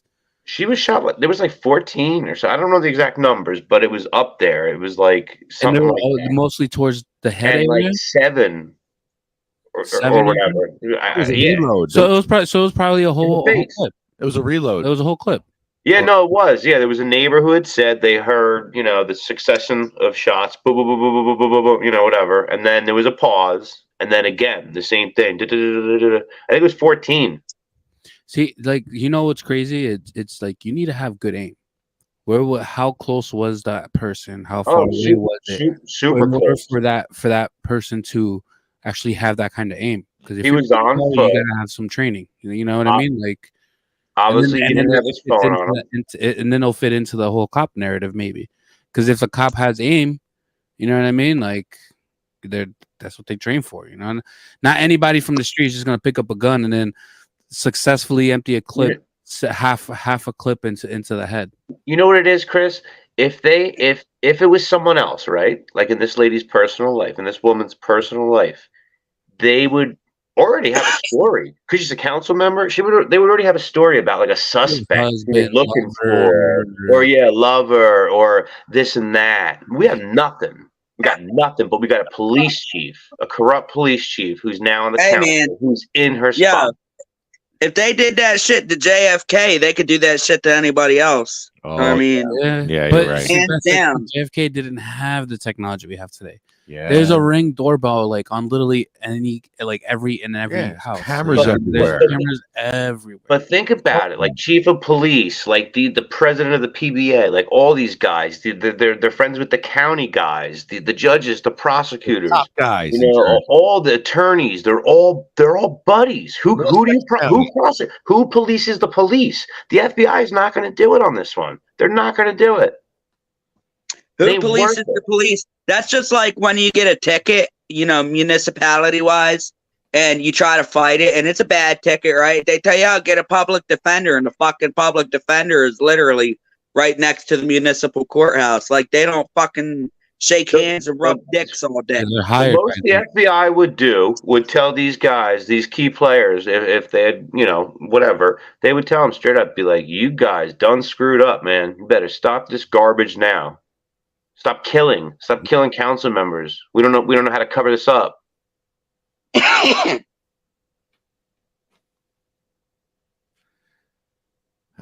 Well, Michael and Mikey, thanks, guys. We're out of here for this week. Thank you for your service, guys. Take it easy. Thank you for speaking up. Yes, sir. Oh yeah, not a problem, man. Maybe someone else heard it, help them, you know. Yeah. Yeah, good luck. Yeah, man. Yeah. Good luck, brother. Good luck. Hope to hear. Take it easy, guys. You too. Mikey, let's end it here. Okay. They went with songs to the battle. They were young, straight of limb, true of eye, steady, and aglow. They were staunch to the end against odds uncounted. They fell with their faces to the foe. They shall grow not old, as we that are left grow old. Age shall not weary them, nor the years condemn. At the going down of the sun and in the morning, we will remember them. Cool.